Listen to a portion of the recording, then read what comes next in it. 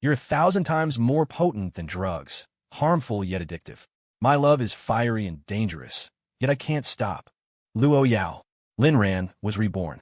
He was reborn at the moment he was confessing to Lu Rushue, but Lin Ran felt no joy at all, because he knew Luo Yao would appear any moment, and this time, if she caught him, he'd be directly chained to the bed. At this thought, Lin Ran shivered. He had to save himself. Reborn, he only wanted to love Luo Yao, but definitely not be forced to love her. Lu Rushue, her eyes full of shy anticipation, was still waiting for Lin Ran's confession. Brother Lin Ran, what did you want to tell me? She naturally knew Lin Ran was about to confess. This time, she planned to accept, then carry out Brother Lin Jian's plan. Brother Lin Ran, are you unwell? Lu Rushue asked, puzzled, seeing beads of sweat on Lin Ran's forehead. The screech of brakes shattered the pleasant atmosphere. A luxury car appeared behind Lin Ran. He knew. She was here. Lin Ran took a deep breath. Just as he was about to curse out Lu Rushue in front of Luo Yao and give her a couple of hard slaps, the car door flew open. Luo Yao, her face grim, got out and, without a word, delivered a karate chop to Lin Ran's neck. Before Lin Ran lost consciousness, only 3 question marks filled his mind. Lu Rushue had jumped in fright, stunned by the sudden appearance of this breathtakingly beautiful woman. Luo Yao's beauty was the kind that, once seen, could never be forgotten, a beauty so overwhelming it robbed others of even the courage to compare. Before Luo Yao, Lu Rushue, the campus belle of Jingdu University, seemed like a mere drop in the ocean, utterly humbled. Yet, this very woman gave Lu Rushue a sense of impending doom. Even making eye contact required immense courage.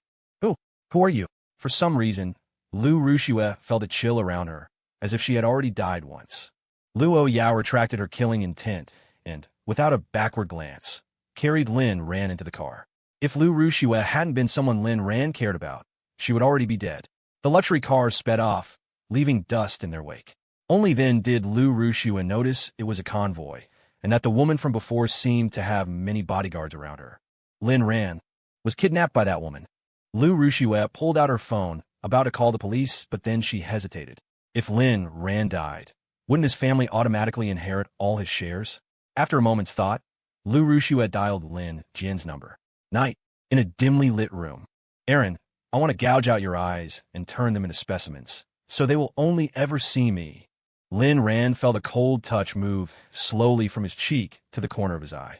The woman's icy, familiar voice sent shivers down his spine. If I broke your legs, you wouldn't be able to escape, would you? He snapped his eyes open to see that familiar, stunning face and her crimson pupils. Luo Yao was pressing down on him, one hand caressing his cheek, the other holding an ice-cold dagger that moved slowly across his chest. She intended to possess Lin Ran. If that failed, she would consider digging out his heart and putting it into her own body. This familiar beauty, this familiar scent, this familiar touch, this familiar large bed. Lin Ran was sure he wasn't dreaming. He had indeed been caught again, and his hands and feet were bound by iron chains. A torrent of complex emotions filled Lin Ran's heart. Intense pain, yet also a strange sense of relief. A tear escaped his eye. Seeing that glint of moisture in the darkness, Luo Yao paused. Are you scared, Aaron? Why can't you just be a little more obedient? Suddenly, Lin Ran spread his arms, wanting to embrace the woman before him. Clang! Clang! The rattling of chains didn't stop Lin Ran. He tightly embraced the woman before him, the one who loved him to the bone. Luo Yao was visibly stunned, then slowly spoke. What tricks are you trying to pull now, Aaron? Don't even think about it. Tonight, you belong only to me. Though her words were cold, Lin Ran's embrace deeply satisfied her. This was the first time Lin Ran had ever hugged her actively. The feeling was like a drug, addicting her. Lin Ran nodded frantically. I'll always belong only to you. At these words, Luo Yao's brow furrowed slightly. He'd embrace me actively just to escape and say such insincere things? Didn't he always say that just touching me made him feel disgusted? Luo Yao smiled bitterly to herself, but didn't expose his ploy. In that case, prove it to me. With that, Luo Yao slowly leaned closer. Lin Ran was about to say, all right, I'll definitely MMPH. The familiar, domineering touch on his lips, his oxygen dwindling. Lin Ran knew this was Luo Yao's test of his sincerity. Reason was quickly overwhelmed by desire. Feeling a warm, dominant force enter his mouth, Lin Ran, for the first time, actively reciprocated Luo Yao's passionate kiss. His hand slowly moved to her waist, an action Luo Yao clearly enjoyed. Luo Yao was certain Lin Ran was only feigning submission, but she didn't care. Even if it was fake, she was willing to indulge in it. She desperately wanted to possess her errand completely. Luo Yao's heart was stirred. Lin Ran responded actively. Luo Yao was slightly shocked. She hadn't expected Lin Ran to be so compliant. She bit down slightly, and her mouth filled with the taste of blood, yet Lin Ran endured the pain on his lips without any complaint. A few minutes later, Luo Yao finally let Lin Ran breathe again. Luo Yao, I want you. Luo Yao froze. The dagger in her hand clattered to the floor. Her eyes sparkled. She even wondered if she was hallucinating or if her illness was acting up. Lin Ran hadn't called her devil, or she-devil, or any such names. And he wanted her. Aaron wants me. Lin Ran's eyes showed raw desire. He was ready to give up everything to possess the woman before him. Lin Ran nodded. Yes. All right. Even knowing Lin Ran wasn't truly surrendering, Luo Yao was willing to believe him, simply because she craved the reality of this moment even more. The two descended into a frenzy. In the past, Lin Ran had seen Luo Yao as a devil incarnate, a pervert, unhinged, Yandere, paranoid, and ruthless all in one. That's why he had always been terrified, only ever wanting to escape. Only now did he truly experience this devil. Accompanied by beautiful music, this brain thing isn't much use anyway. Might as well toss it here. A night of debauchery. As a ray of morning sun pierced through the curtains and landed on his face, Lin Ran slowly opened his eyes. The person beside him was entwined around him like a water snake, staring at him, lost in thought. A streak of bright red stained the white sheets. In his previous life, on this night, Lin Ran had been forced. Luo Yao's behavior back then had been so aggressive it felt like she wanted to rip him open. He had been terrified. So, after it ended, he hadn't paid attention to these details. Only now did he realize that this was also Luo Yao's first time. Awake, Luo Yao's face was expressionless, but inwardly, she was terrified. She feared that everything last night had been a dream, that her errand would continue to try and escape her. Looking at the peerlessly beautiful woman in his arms, Lin Ran was filled with complex emotions. He knew that this seemingly harmless, delicate woman was actually a demon, beautiful but ruthless, fierce in personality, pathologically paranoid, and capable of snapping at any moment. In his previous life, he had constantly tried to escape her control, but even in death, he hadn't succeeded. He remembered Luo Yao suddenly appearing the year he started university. Her first words were a demand for him to marry her. However, when Lin Ran refused, everything took a strange turn. 3 years passed in the blink of an eye, day after day. Lin Ran found he couldn't escape Luo Yao's grasp. The more he resisted, the tighter she clung. Finally, after Lin Ran repeatedly confessed his feelings to the campus bell, Luo Yao snapped. She obsessively wanted to tie Lin Ran to her side, force him, possess him, even abuse him. And so, Lin Ran and Luo Yao played out a drama of him fleeing and her pursuing, him unable to escape no matter how he tried, for another full 3 years. Finally, when Luo Yao was away on a business trip, an accident occurred. That time, Lin Ran was tricked by his secret girlfriend, Lu Rushue, into signing a share transfer document. Afterward, Lu Rushue, along with his adoptive mother and stepbrother, pushed him off a rooftop. The wind was strong. The feeling of weightlessness combined with terror was something Lin Ran would never forget. The clear sound of a heavy object hitting the ground reached his ears. After a brief moment of pain, Lin Ran died. Meanwhile, his father, armed with Lin Ran's suicide note, successfully inherited all of Lin Ran's shares in the Saran Group. Combined with his own shares, he became the undisputed #1 figure in the group. As for Lin Ran, he could only become a wisp of a soul, silently watching his scumbag father, evil stepmother, Val's stepbrother, and treacherous Lu Rushue celebrate his death. To save trouble, his scumbag father didn't even wait for the next day, hastily burying him on a barren mountain. Shortly after he was buried, Luo Yao appeared. Luo Yao, like a madwoman, had people dig up his grave. Laughably, there wasn't even a coffin, nor had he been cremated.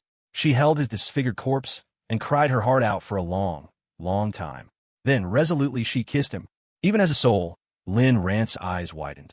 He didn't understand how Luo Yao could bring herself to do it, given his state. He himself was disgusted by his appearance then. Aaron, why weren't you obedient? Why wouldn't you stay by my side? I'm sorry. I failed to protect you. Wait for me. I'll come to accompany you soon. Luo Yao must have been so disappointed in herself, right? Luo Yao had Lin Rance remain sent back to Dongtian Manor, and then waited quietly. Before long, his scumbag father Lin Tianba, stepmother Lu Yuenmei, stepbrother Lin Jian, and Lin Jian's cousin and lover, Lu Rushue, were dragged in. When they were caught, they were at home eating hot pot and singing. The next thing they knew, they opened their eyes in this manner. Seeing this female tycoon, whose name struck fear into hearts worldwide, they all trembled like leaves. You killed Aaron. You deserve death by 1,000 cuts. They were all terrified, not doubting the truth of Luo Yao's words for a second. The whole world knew this woman was insane and terrifying. Wasn't Lin Ran just this young lady's plaything? Why would this madwoman come after them now that Lin Ran was dead? Lin Tianba stammered, President Luo, it's all a misunderstanding. I'm Lin Ran's biological father. How could I kill him? Lin Jian, Lu Yuenmei, and Lu Rushue were even more panicked. They had conspired together to kill Lin Ran. Lin Jian, Miss Luo, this has nothing to do with us. Lu Yuenmei, as his mother, I doted on Xiao Ran the most. I wouldn't harm him even if it killed me. Lu Rushue, it wasn't me. It wasn't me. I'm the woman Lin Ran loved most. Lin Ran, as a spirit, watched all this, shaking his head with a bitter smile. Lin Tianba hadn't participated directly, but he was definitely one of those who most wished him dead. It was a pity he had been blind to it in life, only seeing his scumbag father's true colors after death. Or perhaps, only after death was he willing to believe the ugly truth about this family. As the wealthiest and most powerful woman in the world, finding out the truth was ridiculously easy for her. Luo Yao's bone-chilling voice slowly emerged. None of you will die a good death. Luo Yao's words carried endless chill and killing intent. Lin Jian was the first to break, throwing himself to the ground and kowtowing fiercely. Miss Luo, I was wrong. I was wrong. It was these two bitches' idea. As he spoke, he pushed his mother and Lu Rushue forward. Both looked at him in disbelief. Was this their most beloved son/brother? Lu Yuenmei said, Son, don't be afraid. This woman wouldn't dare do anything to us. This is a society ruled by law. Lin Jian wanted to scream. You're talking about law to the wealthiest, most powerful madwoman in the world? Are you crazy or am I? Even if we talk law, isn't it a fact that they committed murder? The law is for ordinary people, not for the rich and powerful. Lu Rushue was still in shock. Seeing the deafening knife that suddenly appeared in Luo Yao's hand, she immediately trembled like a leaf. You can't kill me. I'm the woman Lin Ran loved most.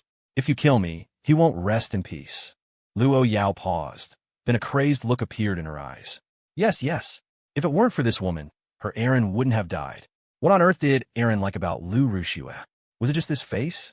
Lin Ran, who had been watching the show, also laughed, a laugh born of exasperation. Luo Yao, gripping the steel knife, approached, saying coldly, I'll turn you into a human swine. And this face of yours, aren't you so proud of it? Then I'll let people admire this face every day. Following agonizing screams, the four found themselves in a state where they could neither live nor die. Lin Tianba was subjected to death by 1,000 cuts by Luo Yao. After his death, his bones were thrown into a cesspool.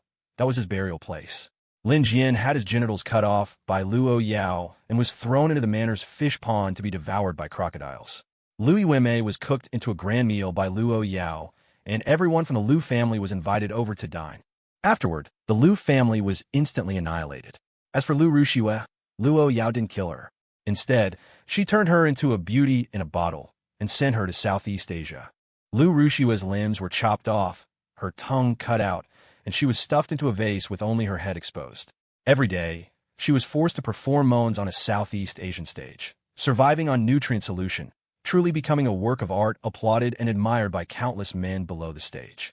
Seeing their tragic fates with his own eyes, Lin Ran didn't think Luo Yao was cruel. Instead, he felt grateful. He had always thought of himself as just a toy that Luo Yao wanted to possess madly, but he didn't expect Luo Yao to avenge him personally. After Luo Yao finished these things, she returned to the manor, changed into a wedding dress, and slowly laid down in a crystalline coffin, inside which lay Lin Ran in a groom's suit. Lin Ran was powerless to stop her, his heart aching terribly. Aran, I've come to be with you. I said, regardless of life or death, You are mine. We're married. Look, I'm wearing a wedding dress for you. Am I pretty? Lin ran. Beautiful, very beautiful. It's so good to die with you. When we get to the afterlife, can you look at me more? Lin ran. If there's still a chance, I will always be with you. To live together, to die in the same tomb. At this moment, Lin Ran clearly realized how deeply Luo Yao loved him. It was a pity it was too late. Everything was irreversible. After wandering in the mortal realm for who knows how long, Lin Ran saw many things he wanted to see, but he could no longer see Luo Yao's beautiful figure, nor hear her threatening voice. Until he witnessed Lu Rushua's death in Southeast Asia, Lin Ran was reborn. Why aren't you talking? Noticing Lin Ran staring at her in a daze, Luo Yao frowned slightly. Lin Ran came back to his senses, the softness in his arms reminding him that everything still had a chance. This time, he would make up for all the love he owed this woman. Luo Yao. Luo Yao didn't know what Lin Ran was going to say next. She was afraid Lin Ran would say something that would fill her with despair, so she didn't plan to give him the chance. A kiss, intense, made Lin Ran feel like Luo Yao wanted to devour him, so he began to respond. Luo Yao was satisfied with Lin Ran's performance. She wanted to leave her mark on Lin Ran, and then, accompanied by Lin Ran's low groan, blood flowed from his shoulder along the bite mark. If what you said last night was a lie, then I'll cut out your tongue. Lin Ran shuddered. He knew that this crazy woman, Luo Yao, was capable of anything. Don't worry, from now on, I will only belong to you. Luo Yao was very satisfied with Lin Ran's current state. Even if it was a lie, it made her feel like she was floating in honey. Luo Yao. Then what did you want to say to Lu Rushua yesterday, when we went to find her? Lin Ran was stunned, then silent for a moment. He was supposed to confess to Lu Rushua yesterday, although he didn't know which confession it was, but Lin Ran knew that it was after this confession that Luo Yao became even more frantic, even taking him by force. Luo Yao just wanted him for herself. What was wrong with that? If she wanted it, he should give it to her. Luo Yao. Yesterday, I went to Lu Rushua to draw a line between us. Actually, I don't like her at all. Luo Yao. Do you think I'll believe such a low-level lie? Lin Ran. Okay. I admit I was blind to like Lu Rushua before, but I see clearly now you are what I seek in life. Luo Yao seemed to see through Lin Ran's little trick. Do you think I'll let you go just like that? If you dare to go to Lu Rushua again, I don't mind turning her into a specimen and putting it here, so she can watch every night how I possess you. Lin Ran knew that Luo Yao could do that. Lu Rushua's fate in the previous life was even worse than that. Lin Ran also knew that he had hurt Luo Yao too deeply. It didn't matter. Now that he was reborn, he would use his whole life to prove whether he was lying. Thinking of this, Lin Ran hugged her tighter. Luo Yao enjoyed the feeling of being nakedly embraced by Lin Ran. Aran, call me, Luo Yao. Kiss me. Lin Ran did as she said. After a long time, he felt like his body was emptied, and he fell into a deep sleep. When he woke up again, it was noon. Luo Yao was no longer by his side, and he didn't know where the iron chain that had bound his wrist had gone. Luckily, it wasn't time for school yet, or he would definitely be late. Seeing the small bottle of ointment on the table, Lin Ran smiled. He knew that this was a very effective, scar-removing ointment, unique to Luo Yao. He had used a lot of it in his previous life. Lin Ran walked into the bathroom and found that the wound on the corner of his mouth had healed. The tooth marks on his shoulder were still very obvious, and the scratches on his arms and back were also very conspicuous. All of this was reminding Lin Ran how crazy the woman beside him was. But compared to the previous life, this was already good. She just wanted to brand him with her mark. What was wrong with that? If she wanted it, he should give it to her. It's not like he couldn't. Thinking of this, Lin Ran didn't even apply the ointment to the wound on his shoulder. This mark belonged only to Luo Yao. The door of the villa's bedroom was opened, and the housekeeper, Uncle Fu, hurried to greet him. Young Master Lin, would you like to have a meal now? Lin Ran had a good impression of Uncle Fu. In the previous life, this housekeeper had been the one who advised him the most. Where's Luo Yao? Miss has gone to the company. Lin Ran nodded and sat down at the small dining table. He remembered that every time he used to eat, he would sit as far away from Luo Yao as possible. Because of this, Luo Yao had directly replaced the luxurious dining table with a small one. Even so, Lin Ran was unwilling to sit next to Luo Yao, always sitting opposite her or simply not eating. Thinking of this, Lin Ran shook his head, and then he saw the servants bringing up bowls of soup. What's this? Uncle Fu revealed an Annie-like smile. He was really shocked when a young lady asked him to prepare more of this kind of nourishing soup in the morning. He didn't expect it. Young Master Lin was finally blossoming. This is the invigorating and vitalizing soup that the young lady prepared for the young master. Lin Ran was silent. He was a grown man, yet his woman thought he was weak? Okay, he was a little weak indeed, but that was mainly Luo Yao's fault, okay? What kind of decent person could withstand such torment? Lin Ran, I won't drink it. Even if Lin Ran, jump from here, I won't drink a single mouthful of this soup. Lin Ran began to eat leisurely, completely ignoring the nourishing soup. The phone rang. Lin Ran glanced at the caller ID, which read Dad, and his face darkened. After thinking about it, he still answered the phone. Lin Tianba's angry voice came. You little bastard, where are you? Do you know how worried your mother and brother are after hearing that you were kidnapped? We waited a whole day and night, but we didn't receive a call from the kidnappers. What do you want? Lin Ran knew that Lu Rushua must have said this. He had received this call in the previous life too and had told his father that he had been kidnapped by Luo Yao and had described his experiences. Who knew that after repeatedly confirming that Luo Yao had kidnapped him, the other side hung up the phone without saying a word, as if nothing had happened. Lin Ran narrowed his eyes. Did they want him to die back then? Crap, it feels like I'm about to grow a brain. What should I do? You old fart. Don't you ever talk to me like that again. Old fart? Me? Lin Tianba on the other end of the phone was clearly stunned, as if he couldn't believe Lin Ran had said that.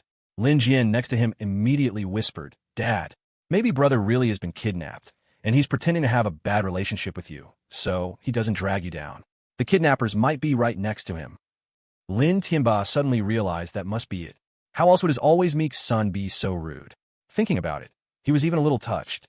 Son, don't worry. After you die, Dad will give you a grand funeral. Rana, Dad was just too anxious. Although Dad can't ransom you right now, you can ask the people who kidnapped you if they have any other demands. As long as I can do it, I will. I just begged the kidnappers to leave you a whole corpse. Lin Ran was so angry he laughed, a murderous intent rising within him. Who said I was kidnapped? I just went home with my wife. You listen to the wind and call it rain. Your brain is like a watermelon growing mold, full of rotten soup and bad water. You're exactly what a fool looks like. Having an old beast like you for a dad is like getting a new perspective by having your ass stabbed with a small knife. Lin Tianba instantly went crazy with anger. You little bastard, what are you saying? I'm your dad. How dare you talk to me like that? Lin Ran, all over Jiangnan and Jiangbei. You can ask around and see who's the real dad. Calling me a little bastard every other word. You must have a tube of laxative shoved in your mouth because all that comes out is either shit or crap, right? Even your name is stupid. Don't call yourself Lin Tianba anymore. You should be Lin Wangba, Lin Turtle. Lin Ran, feeling satisfied after the tirade, hung up the phone and then blacklisted the entire Lin family. The Lin family, you just wait. Lin Tianba. In a few days, I'll let you know who the real daddy is. Butler Fu, who was nearby, was shocked. He never imagined that the young master and the Lin family would be at odds like this. And what did the young master just say? Went home with his wife. Butler Fu almost shed tears and personally added another bowl of soup for Lin Ran. Lin Ran, I'd rather die than drink it.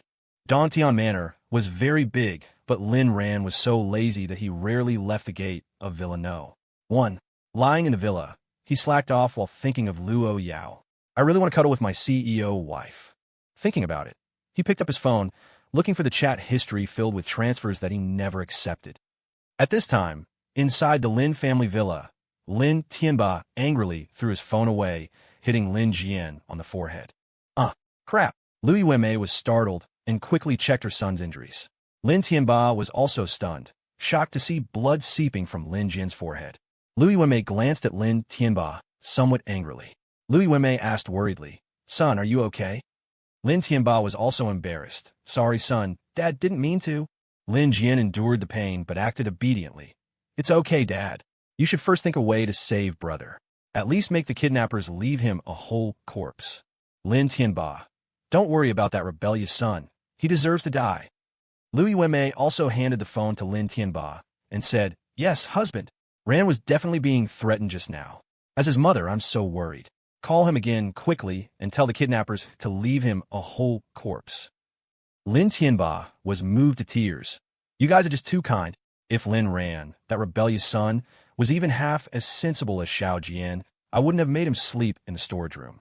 Lin Tianba took the phone and asked, What's that rebellious son's phone number? After asking this question, all three of them fell silent. It seemed that none of them had Lin Ran's phone number. The call they made just now was using the number they got from Lu Ruxue.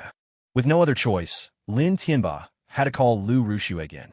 Xiao Shui, what's Lin Ran's phone number? Uncle's phone fell on the ground and broke, and I can't find the call history. After getting the phone number, Lin Tianba called Lin Ran's number again. However, he couldn't get through no matter how he tried.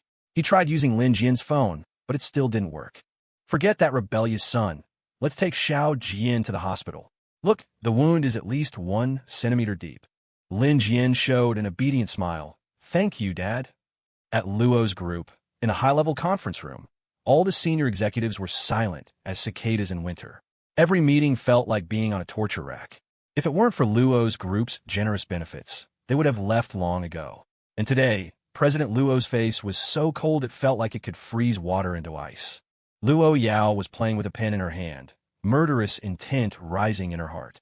Today at noon, her assistant reported that Lu Ruxue wanted to get an internship certificate.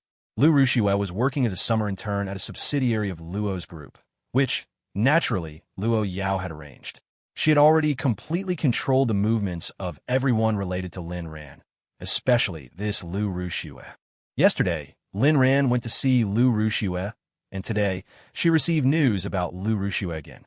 And the request for an internship certificate also meant that they were about to start school. Luo Yao was already considering whether to make her disappear forever. If Lu Ruxue was gone, would Lin Ran break down, or would he stay by her side? She didn't want to gamble, and she didn't dare to gamble. Ding! The notification sound of a WeChat message from a person she had set as high priority rang out, and Luo Yao paused and picked up her phone. Then, all the senior executives saw the corners of Luo Yao's mouth gradually turning up, her originally frosty expression melting.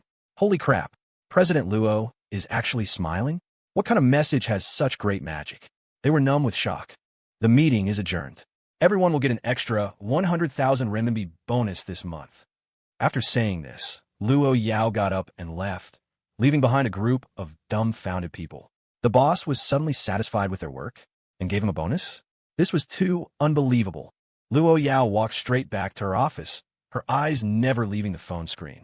Her assistant, Lu Meng, who was following beside her, was shocked. The only person who could cause President Luo to have emotional fluctuations must be young Master Lin, right? Sitting in the office, Luo Yao looked at the words in the message for a long time, unable to calm down. Lin Ran, miss you, when are you coming back? After thinking about it, Luo Yao replied with a message, soon. Luo Yao, I'm going home. You finish the rest of the work. Lu Meng was shocked. Okay. President Luo was actually leaving work early, oh my god. On the way back, Luo Yao received a message from Butler Fu, who sent her a detailed record of Lin Ran's phone call with the Lin family. After reading it, Luo Yao's eyes lit up abnormally. If this scene were seen by her employees, their pupils would probably be doing earthquakes again. Ran said, Wife, home. Inside the villa of a private manor, Lin Ran, having received the news, immediately went to the kitchen. He wanted to make dinner for Luo Yao. It was a small way he could contribute. He wasn't sure if he was allowed to leave the manor, and he didn't ask. In his previous life, at this point, he would have been locked to the bed. At least he wasn't in chains this time, and he wouldn't ask for more. He'd take it slow. Besides, such a comfortable villa, a life of luxury, and a beautiful, alluring wife. Wasn't this the peak of life? Why was he stubbornly clinging to the past? Speaking of childhood, Lin Ran had a pretty good one, but everything changed after his mother passed away. With a stepmother came a stepfather and a younger brother who always wanted to kill him. He had no standing whatsoever in the Lin family, and no one there had ever done anything for him. He even had to work to pay for his own college tuition. Compared to the life of his younger brother, Lin Jian, it was like heaven and hell. Wasn't having a chaebol wife great? Seeing Lin Ran wanting to cook, the villa's chef and servants were terrified. The kitchen was a dangerous place in a home, and if anything happened to Lin Ran, they were all doomed. Everyone knew how Miss Luo Yao felt about Mr. Lin. Even if Mr. Lin blew up the manor, the bomb and the manor would be at fault, not Lin Ran. But no matter how the chef and servants tried to dissuade him, Lin Ran wouldn't budge. Lin Ran. It's okay. I just want to make dinner for Luo Yao. I'm not stealing your jobs. The head chef was close to tears. Mr. Lin, it's not about the job, it's about your safety. If anything happens to you, I'm as good as dead. Lin Ran compromised. How about this? You just watch from aside, and if I can't handle it, you can step in. Is that okay? The head chef thought about it and reluctantly agreed. It was the best he could get from Lin Ran. Watching Lin Ran's skilled knife work and how he heated the oil, the chef was slightly shocked. Could it be that Mr. Lin, who was used to a life of luxury, actually knew how to cook? They didn't know that in the Lin family, Lin Ran was the one who cooked, not the nanny. After Lin Ran made his specialty 8 dishes and his soup, Luo Yao returned. Seeing no one in the hall, she immediately went upstairs to the bedroom, but it was empty. Her face instantly turned cold.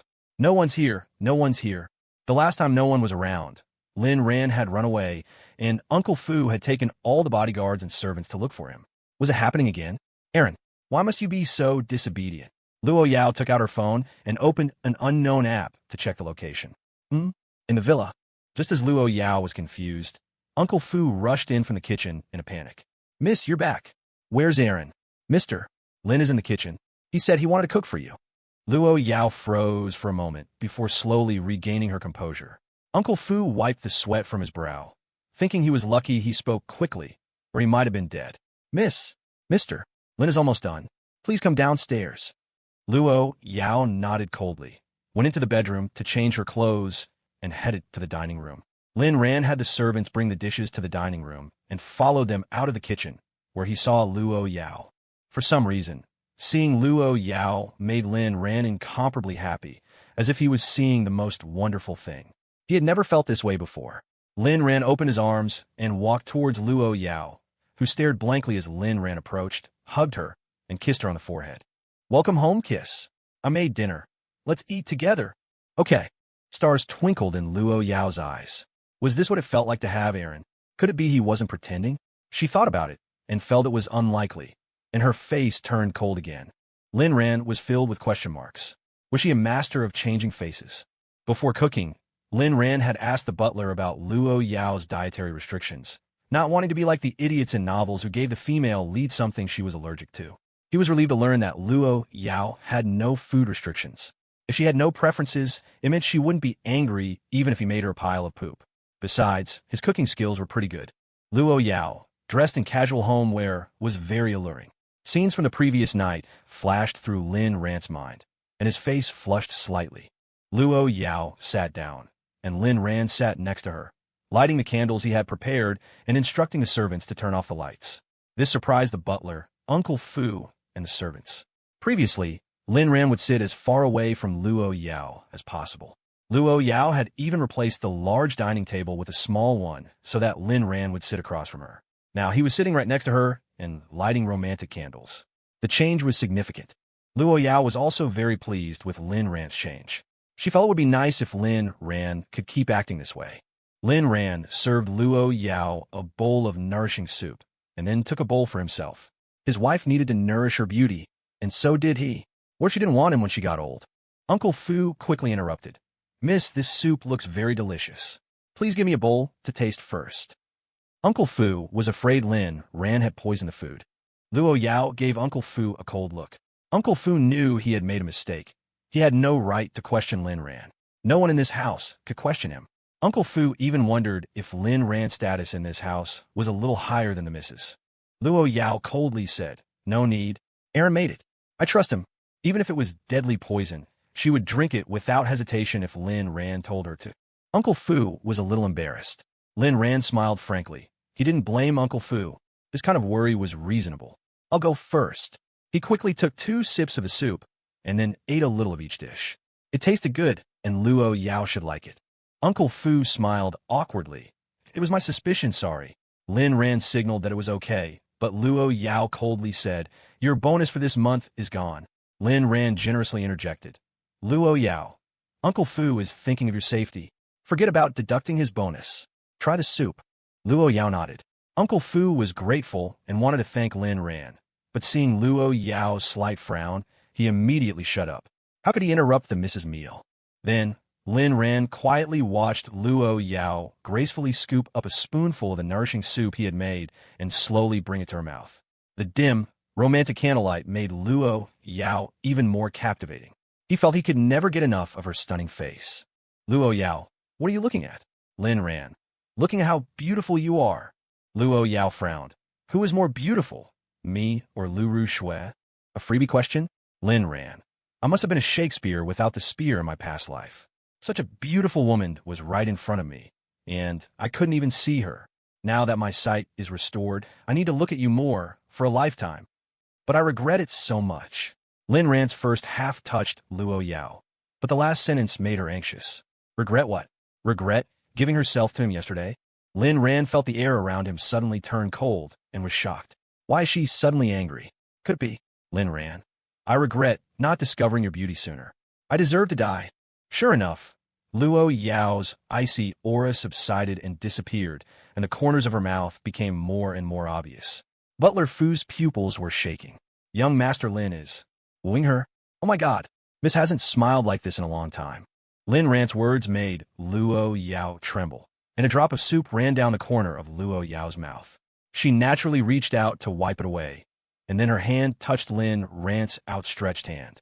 Even though they had had the most intimate contact, the two were instantly stunned, and then their hearts fluttered. They let the drop of soup slowly flow down Luo Yao's mouth and drip, making people's minds wander. Lin Ran withdrew his hand, a little at loss. Sorry, I just wanted to help you wipe it off. Luo Yao, feed me. Lin Ran, huh? Luo Yao, feed me. Lin Ran looked at Luo Yao's delicate red lips and swallowed. Okay. Lin Ran directly scooped a spoonful of soup from his bowl and slowly brought it to Luo Yao's mouth. Butler Fu was shocked. He knew that Miss was a germaphobe and hated men. Young Master Lin actually used his spoon to feed Miss soup. He slowly took out his mobile phone and sent a message. Prepare a crystal coffin. Then he saw his Miss actually open her mouth and drank it, as if she even licked the spoon. Must be an illusion. Luo Yao's slow and deliberate voice came. Butler Fu, would you also like to join our candlelight dinner? Butler Fu instantly felt a chill down his spine and quickly shook his head, immediately signaling everyone to leave, and he also left, taking out his mobile phone again to send a message.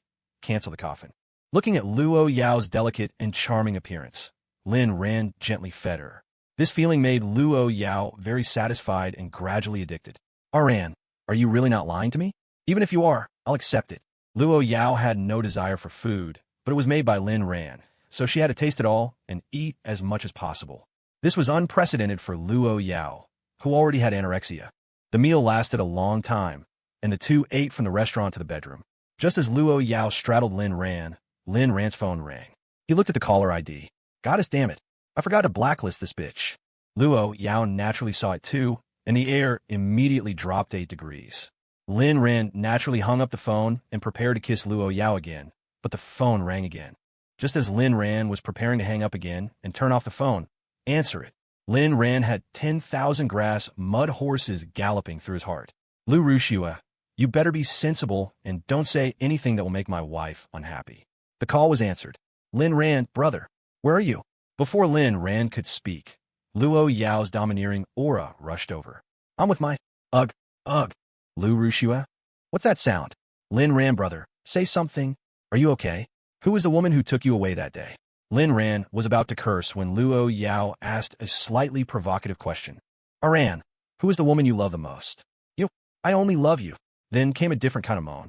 Lu Shui was very familiar with this sound, so she became anxious. Lin Ran, what are you doing? Why is there a woman's voice next to you? Lin Ran was about to curse when Luo Yao pushed Luo Yao away. I'm with my wife. If you have nothing to do, get lost. If you have something to do, go die. After saying this, Lin Ran was surrounded by Luo Yao again, and then there was an even more piercing sound. It was a sound of pleasure, but also a sound of provocation and contempt. Lu Shui couldn't bear it. Lin Ran, I didn't expect you to be this kind of person. I misjudged you. You disappointed me too much. Sobi. After saying that, she hung up the phone. Luo Yao smiled. It was a smile that Lin Ran had never seen before. Ghostly? Ironic? Bitter smile? As time passed, Lin Ran experienced the most real Luo Yao. He cursed himself for being blind, deaf, and stupid in the past. So what exactly does he want? Luo Yao, one day, I'm really afraid I'll die here. So, can we control ourselves a little? In the previous life, Luo Yao always took the initiative. Who would have thought that this life would be the same?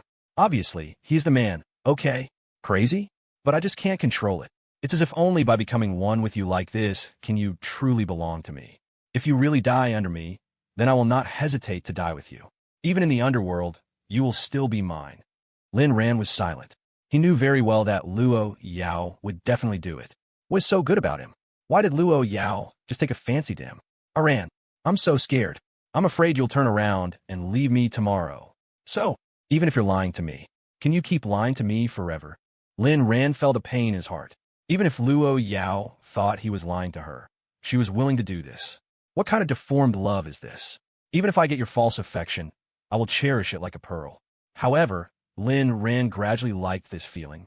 It could even be said that he had only been reborn for 2 short nights, and he had already become obsessed. Luo Yao, whether you believe it or not, I will always be with you, love you. We will always be like this, believe me. Okay. Luo Yao's eyes sparkled with tears, but she knew she couldn't cry. In this world, everyone can cry, but she can't. Because crying means her weakness, and once a person is weak, they will be trampled underfoot. She wants to be the strongest Luo Yao. Only then can she protect her Aran. If Aran doesn't like her anymore and doesn't want her anymore, then she will make him into a specimen and put on her body or burn him to ashes and eat him, so that it could be considered a lifetime. Absurdity permeated, and Lin Ran was numb. Dawn broke, and Lin Ran awoke to find Luo Yao missing again. Did that little imp even need sleep? After breakfast, Lin Ran headed towards the walk-in closet he'd always avoided. It was filled with luxury clothing, the likes of which he never spared a glance, because he never wanted anything from Luo Yao. Now, things were different. He belonged entirely to Luo Yao now, so he might as well enjoy the good life. Each garment looked like a work of art. He picked out an outfit that seemed decent enough and changed. Looking at himself in the mirror, he marveled at how clothes really did make the man. The only flaw was his messy hair. He thought about it and sent a message to Luo Yao. Now, he wanted to message Luo Yao about everything he did, not out of fear, but to cater to her sensitive side.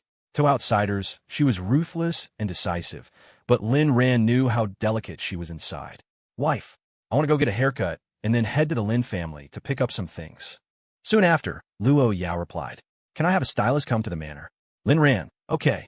On the other side of the phone, Luo Yao stared blankly at the message. Wife. She liked that title. After thinking about it, she changed Aaron's contact name to husband. Before long, a stylist arrived at the manor and, following Lin Ran's instructions, designed a hairstyle that looked like it cost 10 million. Butler Fu, could I borrow a car? It wasn't easy to get a taxi at the manor. Butler Fu smiled. Young Master Lin is joking. You can drive any car in the garage. They were all gifts from the young miss. Lin Ran suddenly remembered all the things Luo Yao had given him in the past, which he hadn't even looked at. In the storage cabinets of the closet, there were many property deeds, car registrations, and a black card with an unknown limit. Great. Then could you also arrange a few bodyguards to accompany me? Butler Fu, I have some business to take care of. Of course, young Master Lin.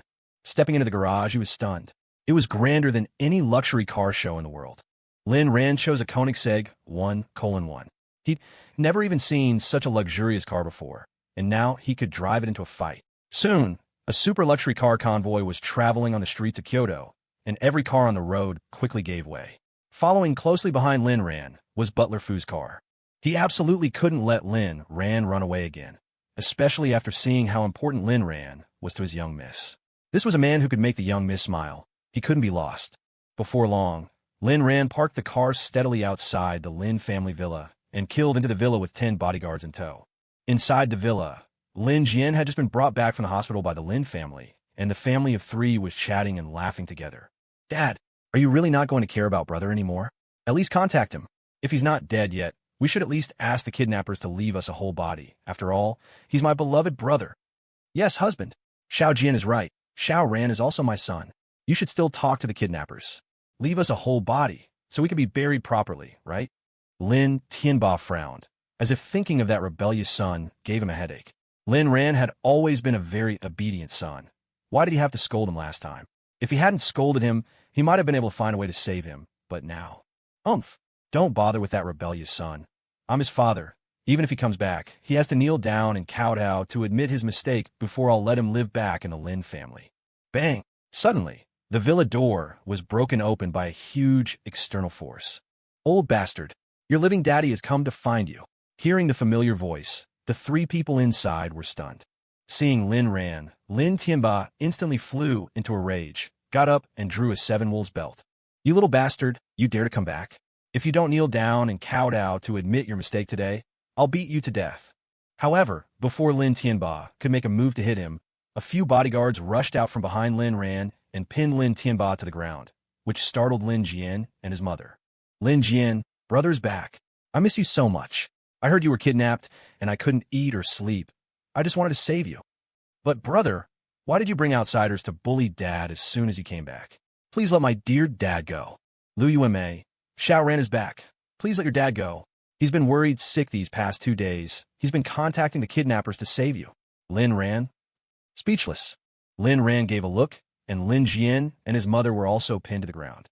A nanny rushed out of the nanny's room, but stopped immediately after seeing that it was Lin Ran. Young master. Hello, Aunt Wang. Aunt Wang was the only person in this family that Lin Ran didn't dislike, and she had helped him a lot in the past. Lin Tianba was furious. You little bastard, let me go. I'm your father. Lin Ran slowly squatted down, took the 7 Wolves bell from his hand, turned around, and whipped it hard with the buckle. Ah! After a scream, Lin Tianba was bleeding from his head. Old fart.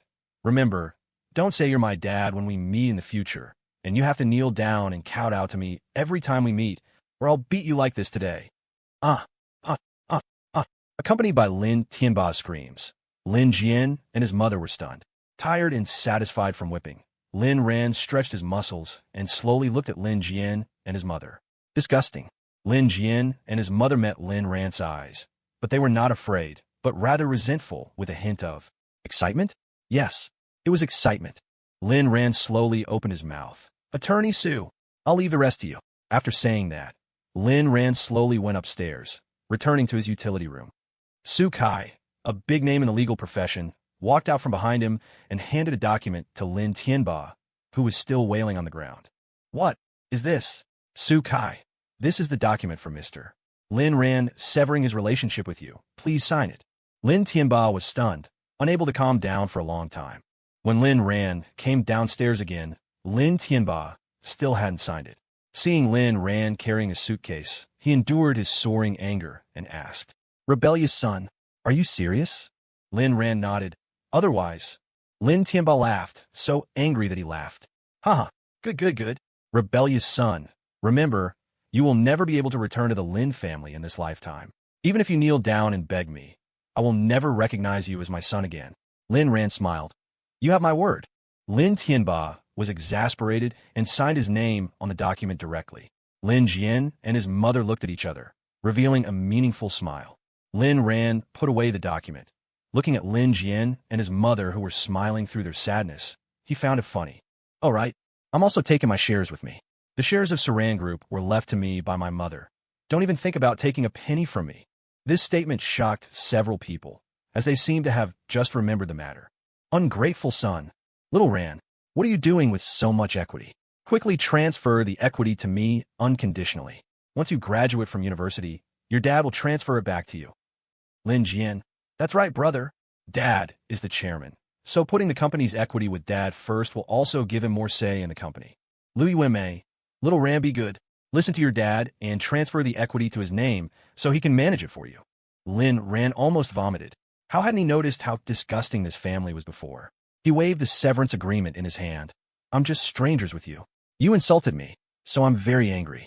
As a legitimate means of self-defense, I need to hit you to vent my anger. This made Su Kai, the lawyer at the side, a bit speechless. Leave them breathing, don't beat them to death.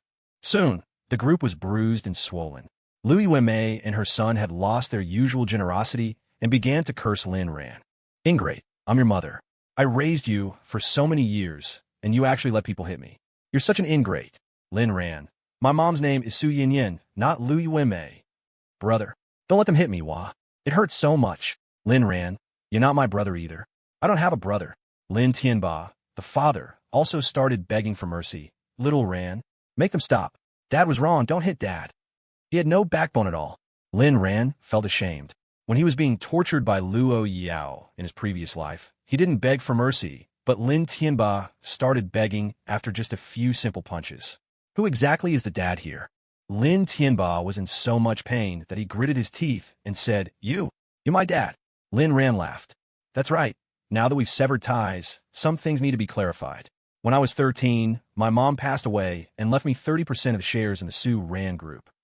I'm 23 this year, so you have to give me the dividends from the Sue Rand Group for the past 10 years. I checked the company's financial statements, and you owe me $300 million. Today, I hit you, so I'll compensate you according to the highest treatment standard at the pet hospital, which is $10,000. I spent a total of $18,000 in the Lin family over the past 10 years, so you still owe me $299,997,000 too. Remember to transfer it to my card. Lin Tianba was shocked. What? Where am I going to get that much money? Lin Tianba wasn't lying. He really couldn't come up with that much cash. Although the Sue Rand Group's market value had reached $3 billion, it couldn't possibly come up with $300 million in liquid funds. Many companies are like this. Even if they reach a market value of tens of billions, it's difficult for them to come up with $300 million in a short period of time. Even if he could come up with it, he couldn't touch it. This was all company money, and he only owned 21% of the company's shares, which was less than Lin Rand. Putting aside the facts, even if Lin Tianba had $300 million, he wouldn't give it to Lin Rand. Lin Rand, I don't care. Any way you spend my money, my lawyer will be in contact with you. If you can't come up with it, I'll send you in. Lin Tianba, ungrateful son, haven't I contributed by raising you for so many years? Lin Rand, didn't we just calculate it clearly? You brought your mistress home the day after my mom passed away. From then on, you gave me $300 a month until I was 18, and you gave me $18,000. You haven't spent a single cent on me since then, have you? Lin Tianba was stunned. He didn't expect Lin Rand to have only spent so little money from the family. Thinking about it, it seemed to be true, and a little guilt arose in his heart. But you've spent a lot on food and clothing over the years. Lin Tianba thought that at least Lin Rand's food and clothing were his. Lin Rand, well, I ate at school. Even at home, I was the one who cooked, cheaper than a nanny. After cooking, I was often punished by not being allowed to eat. I wore school uniforms. I never bought a single piece of clothing before I was 18, and I bought my own clothes after I was 18 by working. In that case, just consider it child abuse. Lin Tianba was completely shocked. He seemed to have been a bit harsh on this son.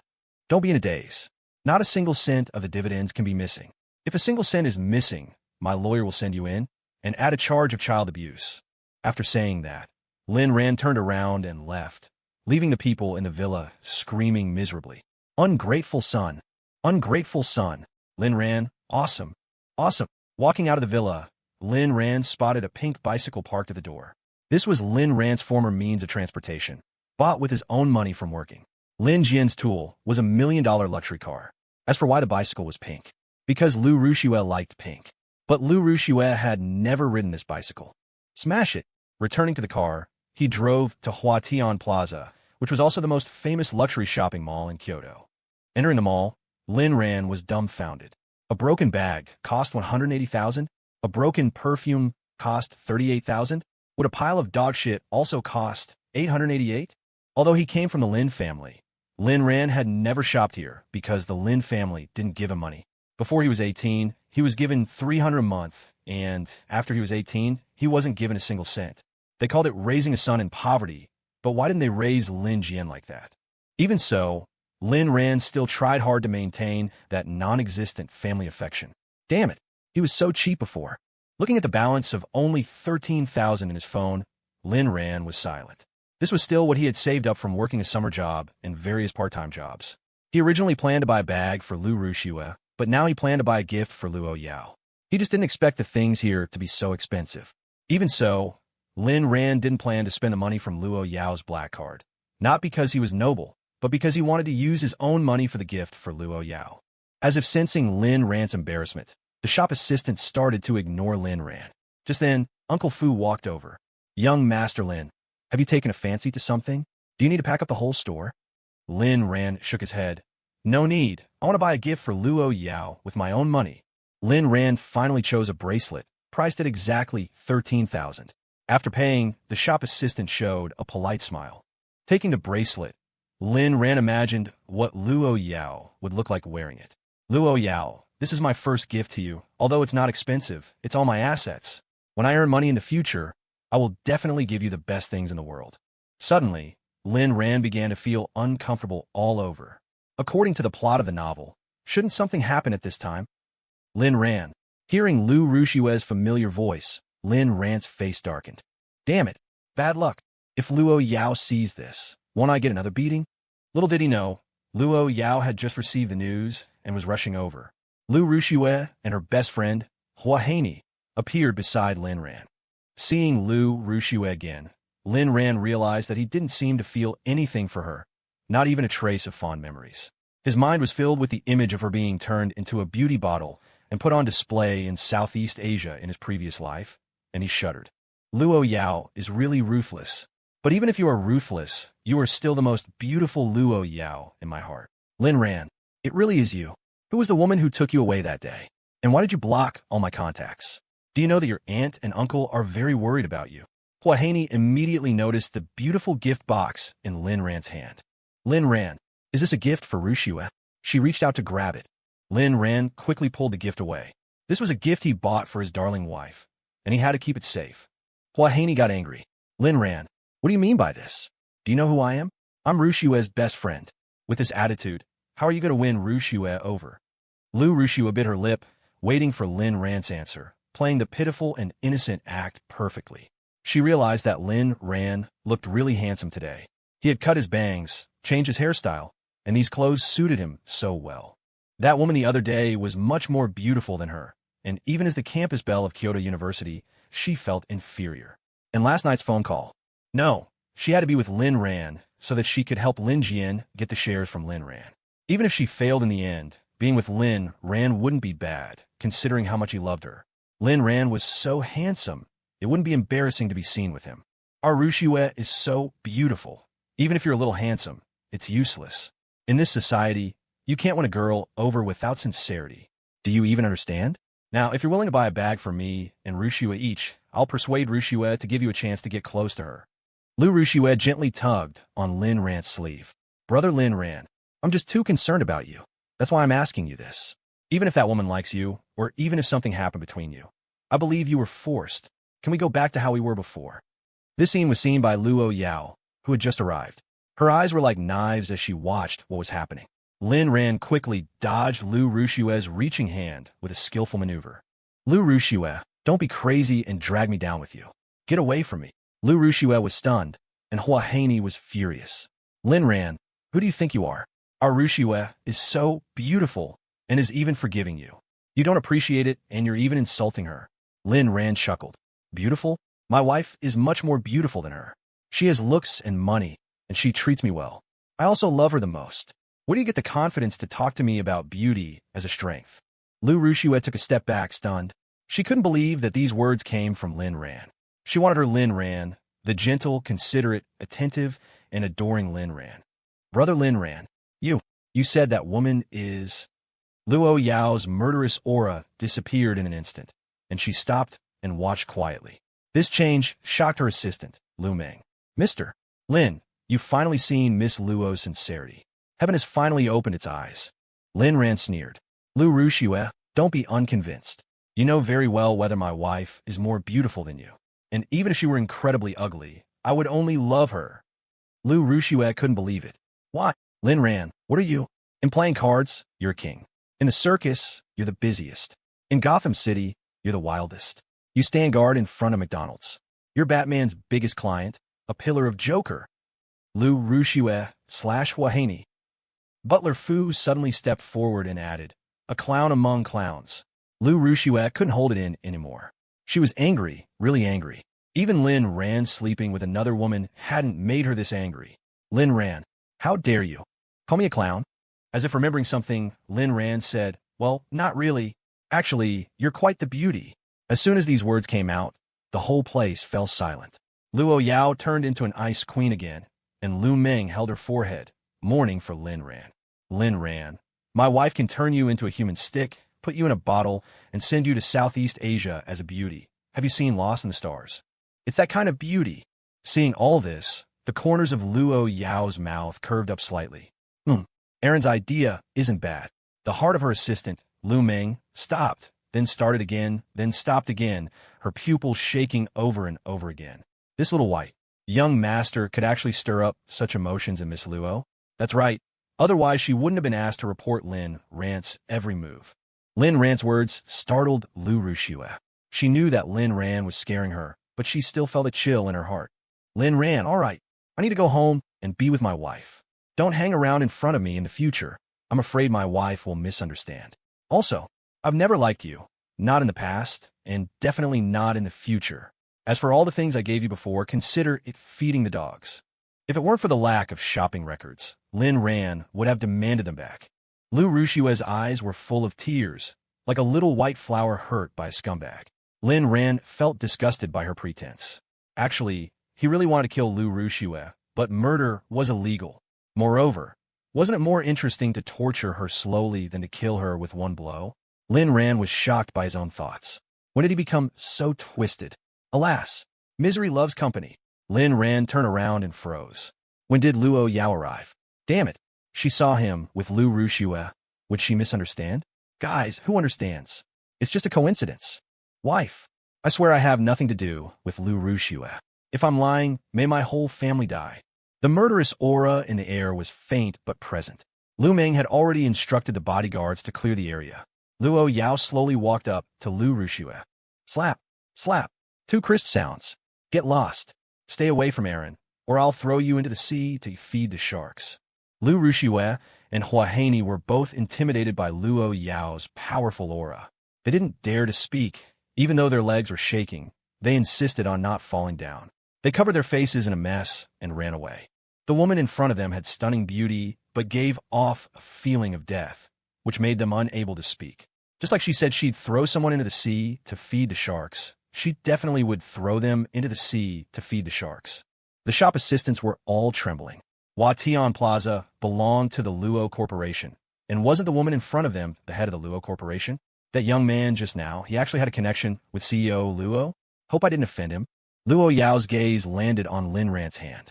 You bought that for Lu Rushue. Lin Ran immediately stated. It's not for Lu Rushue. It's a gift for you. I'm sorry, my ability is limited. This is a bracelet I bought for you with all my money. If I'm lying, may my whole family die. As he spoke, Lin Ran opened the packaging. Sure enough, the murderous aura around Luo Yao vanished instantly. She looked down at the delicate bracelet as if it were the most beautiful work of art in the world. Did our Ran mean that he had spent all his assets to choose a gift for her? She slowly extended her hand. Put it on for me. Lin Ran naturally did as she asked, carefully putting the not-so-expensive bracelet on her slender, jade-like wrist. Luo Yao was very satisfied. Transfer this plaza to Ran's name. Lu Meng's pupils dilated in shock, but she quickly recovered. Yes, CO Luo. Lin Ran didn't really want it, but he didn't say anything because he knew that he had no possibility of refusing anything Luo Yao gave him. Otherwise, he would only receive one punishment. The countless assets in the cloakroom had already proven that point. It's very beautiful. I like it very much. To be honest, seeing Lu Rushue and Lin Ran together, she had almost lost control just now. Lin Ran hadn't expected Luo Yao to be so easily appeased. A few words and a small gift were enough to make her calm down, like a little girl. If Lin Ran's thoughts were known to others, they would probably be shocked to death. The decisive, ruthless, and cold-blooded Luo Yao was actually a little girl? You're kidding me. Ran, kiss me. Lin Ran's body stiffened. He looked around. Huh? Where's everyone? Where's Uncle Fu? Where are the bodyguards? Where's the assistant? Where are the shop assistants? Lin Ran naturally lowered his head and kissed her. Luo Yao reached out and hugged Lin Ran tightly. Ran, why? Why did you lie to me? Let me enjoy the present. If you run away in the future, I'll really go crazy. After a long time, Luo Yao's eyes gradually became blurred. Ran, I want you. Lin Ran was startled. Here? Can we go home? Luo Yao nodded. The two of them arrived at the parking lot. Luo Yao pulled Lin Ran into the custom-made Maybach. As for the car Lin Ran drove over, someone would naturally take care of it. Along with the car's engine starting, the convoy drove out of the parking lot. Even with heavy traffic, they still made way for the Maybach and Koenigsegg. A private car, driver said with a look of ridicule. What's so good about luxury cars? They're not as stable as our cars that cost a few tens of thousands. The wife next to him showed a playful smile. Is it possible that the people inside are communicating? Driver, holy crap. How did you know, wife? Woman, because I often see it in tomato novels. Driver, wife is indeed knowledgeable. The vehicle drove into the manor. The driver and Lu Meng tactfully got out of the car. No one intended to ask the people in the car to come down, because no one wanted to die. The people inside hadn't come down yet. Ran, Call me Luo Yao. Not that. Wife. Again. Baby. Luo Yao liked Lin Ran as he was now. Ran was very cute at this moment. The car was filled with romance. Luo Yao stared at Lin Ran. Why? Why what? Why are you suddenly so good to me? Because I love you. Luo Yao didn't believe it, but she didn't want to pursue it endlessly. She was afraid that she would really guess something that would make her despair. If Ran left her, she would really go crazy and die. How many gifts have you given to Lu Ru Shui? Lin Ran's body shivered. He didn't understand why Luo Yao's thinking jumped so quickly. A dead-end question. I've given gifts to many people since I was little, including my brother's close friends, and classmates. But only the gift I gave you was something I truly wanted to give to my lover. This answer was considered passing in Luo Yao's heart. Remember, you can only give gifts to me, a woman, in the future. Lin Ran, yes, ma'am. After the two got out of the car, Uncle Fu immediately had the servants prepare dinner. Lin Ran took the initiative to feed Luo Yao spoonful by spoonful, chopstick by chopstick. Only after feeding the little devil did Lin Ran start eating. Late at night, Lin Ran fell asleep after working diligently, while Luo Yao quietly wrapped herself around him as if she wanted to melt Lin Ran into her body. Ran, did he choose to stay because of her body? If that was the case, that would be great. After a long time, Luo Yao still shook her head. Could it be because she had been sending people to watch him, so everything that happened during the day was just an act? He broke off his relationship with the Lin family and severed ties with Lu Ru Shui. Was all of this to protect them? Because Ran knew that she might use them as a tool to threaten him to stay by her side? No. Ran, you can't treat me like this. The more she thought about it, the more afraid she became. Luo Yao was covered in cold sweat. She slowly got up and couldn't help but look back at Lin Ran when she left the room.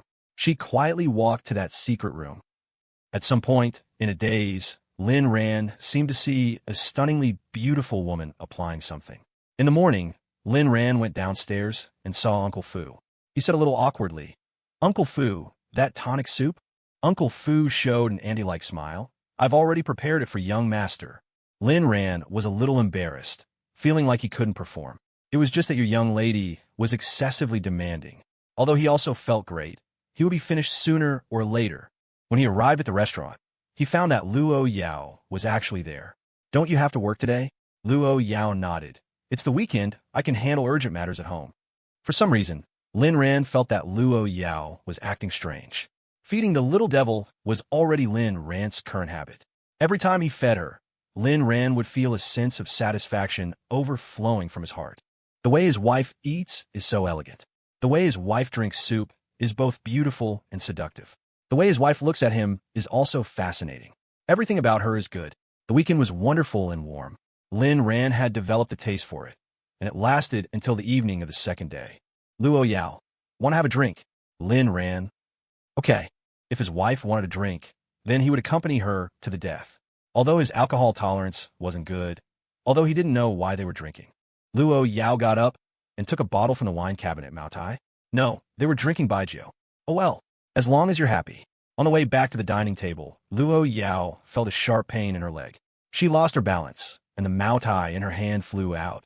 Lin Ran quickly spun 360 degrees, catching Luo Yao's waist with one hand and catching the falling Mao Tai with the other. "You silly girl. Be careful." The ambiguous action made Luo Yao's heart flutter. Only Lin Ran could give her this feeling. "You dog, hold on tight." Dog? Well, she had been quite the dog in her previous life. After a few gulps of wine, Lin Ran began to feel tipsy, wanting to pour out his heart. Luo Yao narrowed her eyes, knowing that Lin Ran couldn't hold his liquor at all. Cup after cup, until the entire bottle was empty, Lin Ran was spinning. "Wife, do you have something on your mind? Why are you flying in the sky?" Luo Yao got up and immediately scooped him up in a princess carry. Lin Ran shrunk into her arms. "Hee, wife, you're so strong. Are you going to participate in the Olympics? Why are there two rabbits running in front of my eyes?" She placed Lin Ran on the bed in the bedroom. Lin Ran shuddered. "Wife, I admit I can't take it anymore. You drained me dry. We do it at least a dozen times a day. No sane person can handle that." Hearing Lin Ran's wild words, Luo Yao was silent for a moment. However, she still felt good about him calling her wife over and over again. It seemed she could get him drunk more often in the future. "Ran, do you still like Lu Ru Shui?" Lin Ran sat up with a jolt. "Lu Ru Shui? Is she a person or a ghost?" Are you Lu Rushua? Lin Ran's gaze at Luo Yao gradually became blurred. Luo Yao's face grew colder, and after thinking for a moment, she said in an affected voice, "It's me, brother Lin Ran. Don't you like me anymore?" As she spoke, she reached out to support Lin Ran, afraid he would fall. Who knew that Lin Ran would react as if he had touched poop? "Don't touch me. I'm afraid of getting dirty. If I get dirty, Yao Yao won't like me." Yao Yao. Luo Yao also liked this nickname, or rather, she liked all the names Lin Ran called her. "Who is Yao Yao?" "Lin Ran. I told you not to touch me, not to touch me. I have to wash later." Yao Yao is, of course, my wife, my master, my sky, the person I love the most. Also the person who loves me the most in this world. Luo Yao was stunned. She couldn't believe that these words came from Lin Ran's mouth. If he really loved her so much, why had he never shown it before, and had only ever shown her disgust and fear? Looking at Lin Ran's condition, Luo Yao narrowed her eyes. Could it be that he wasn't drunk? Or was it the classic scenario where a man is only partially drunk, acting out a scene to make you cry? "Aran, I'm Rushua. Do you really not love me anymore?" "Lin Ran, I love you less than I love a dog." After saying this, Lin Ran fell headfirst onto the bed. Watching Lin Ran fall asleep peacefully, Luo Yao gently took off his clothes and covered him with the blanket. Perhaps he was too tired, or perhaps he was really drunk, but Lin Ran seemed to see his previous life. "Aran, I've caught you. I want to marry you. Marry me. Why won't you listen? Why won't you marry me? If Aran is unwilling to be with me, then let's go to hell together. Aran, be good, be a little better, and you won't be in pain. If you run again, I'll kill you, dig out your heart and liver, and put them in my body. Aran, don't leave me, okay? I only have you. We're married. Look, I've put on a wedding dress for you. Isn't it beautiful? It's so good to be able to die with you. When we get to the underworld, can you look at me more often?" The final scene remained on the two people in the ice crystal coffin. So beautiful, so beautiful. 10,000 lights. It turned out that there really was one waiting for me. This is our grave, and also our home. It just felt like my body was a little uncomfortable. I didn't know why, but it felt like it was about to explode. Opening his eyes, Lin Ran's head hurt a lot, and his bladder was about to burst. In the dim moonlight, he saw the beautiful and enchanting figure painting something over and over again. Why again? MMM. With Lin Ran's groan, Luo Yao's movements froze. Regardless of whether Lin Ran's words were true or false, acted or real, they did stabilize Luo Yao's emotions a lot. Otherwise, she might really enter that secret room again and again. The secret room where she could only calm her emotions by hurting herself. All the wounds must be medicated, leaving nothing out. Otherwise, if scars were left, Aran wouldn't like her. She didn't want Lin Ran to know these things, and even more so, she didn't want to reveal her scars to Lin Ran. She wanted to work hard to be the way Lin Ran liked. But she knew she couldn't do it. Thirsty. Lin Ran. "Luo Yao, what are you doing?" A cold aura instantly struck, and Lin Ran shuddered. Could it be? "Wife, what are you doing?" The aura instantly disappeared. Lin Ran thought to himself that it was better than air conditioning. "Luo Yao, nothing. Can't sleep." Lin Ran got up and went to the bathroom, while Luo Yao poured a glass of water for Lin Ran. When Lin Ran returned, his head was still throbbing, and he was parched as he fell back onto the bed. "Luo Yao, drink some water. I want my wife to feed me." Lin Ran's bold statement made Luo Yao pause. But without any hesitation, Luo Yao took a big gulp, held it in her mouth, and then kissed him. Feeling the coolness being transferred over, Lin Ran's Adam's apple bobbed up and down, and he slowly opened his eyes. "Enough. Not enough. Want more?" "Yes." The entire glass of water was fed to Lin Ran, and Lin Ran seemed satisfied. If the light were turned on at this time, Lin Ran would be surprised to find Luo Yao's slightly flushed cheeks. But it was often in this dim and hazy moment that one could better feel the beauty of the person in front of them. "Wife, you're so beautiful." A moment of silence. After saying this, Lin Ran once again entered the land of dreams. Lying next to Lin Ran, Luo Yao also began to fall asleep. A woman with severe sleep difficulties could only sleep for a while when she was next to Lin Ran. Only with Lin Ran by her side could she grasp that trace of peace. If possible, Luo Yao wanted to use every method to keep Lin Ran by her side, even if it was somewhat cruel. "Aran, when will you come back to me?" The next day, Lin Ran woke up refreshed, once again becoming a lively young man. This could be considered one of the few times he had rested well since his rebirth. Luo Yao still didn't go to the company today, and was handling work at the manor. She felt that it would be nice to live here with Lin Ran until old age. But she knew she couldn't, so she wanted to seize every moment she had with Lin Ran now. If she stopped moving forward, then countless people would step on her corpse to climb up. At that time, Lin Ran would definitely not have a good ending either. So she had to be ruthless, using all the ruthlessness in her heart on her enemies, until no one could stop her. Then give all her gentleness to Lin Ran. Today, lawyer Su Kai finally delivered Lin Ran's newly issued household registration booklet. Mr. Lin Tianba still has no intention of handing over the dividends. I've already arranged to prepare a lawsuit, but I need to confirm with you before filing the lawsuit. After all, you are biologically father and son. Lin Ran scoffed. Apart from contributing a sperm, he hasn't made any effort of responsibility. Go ahead.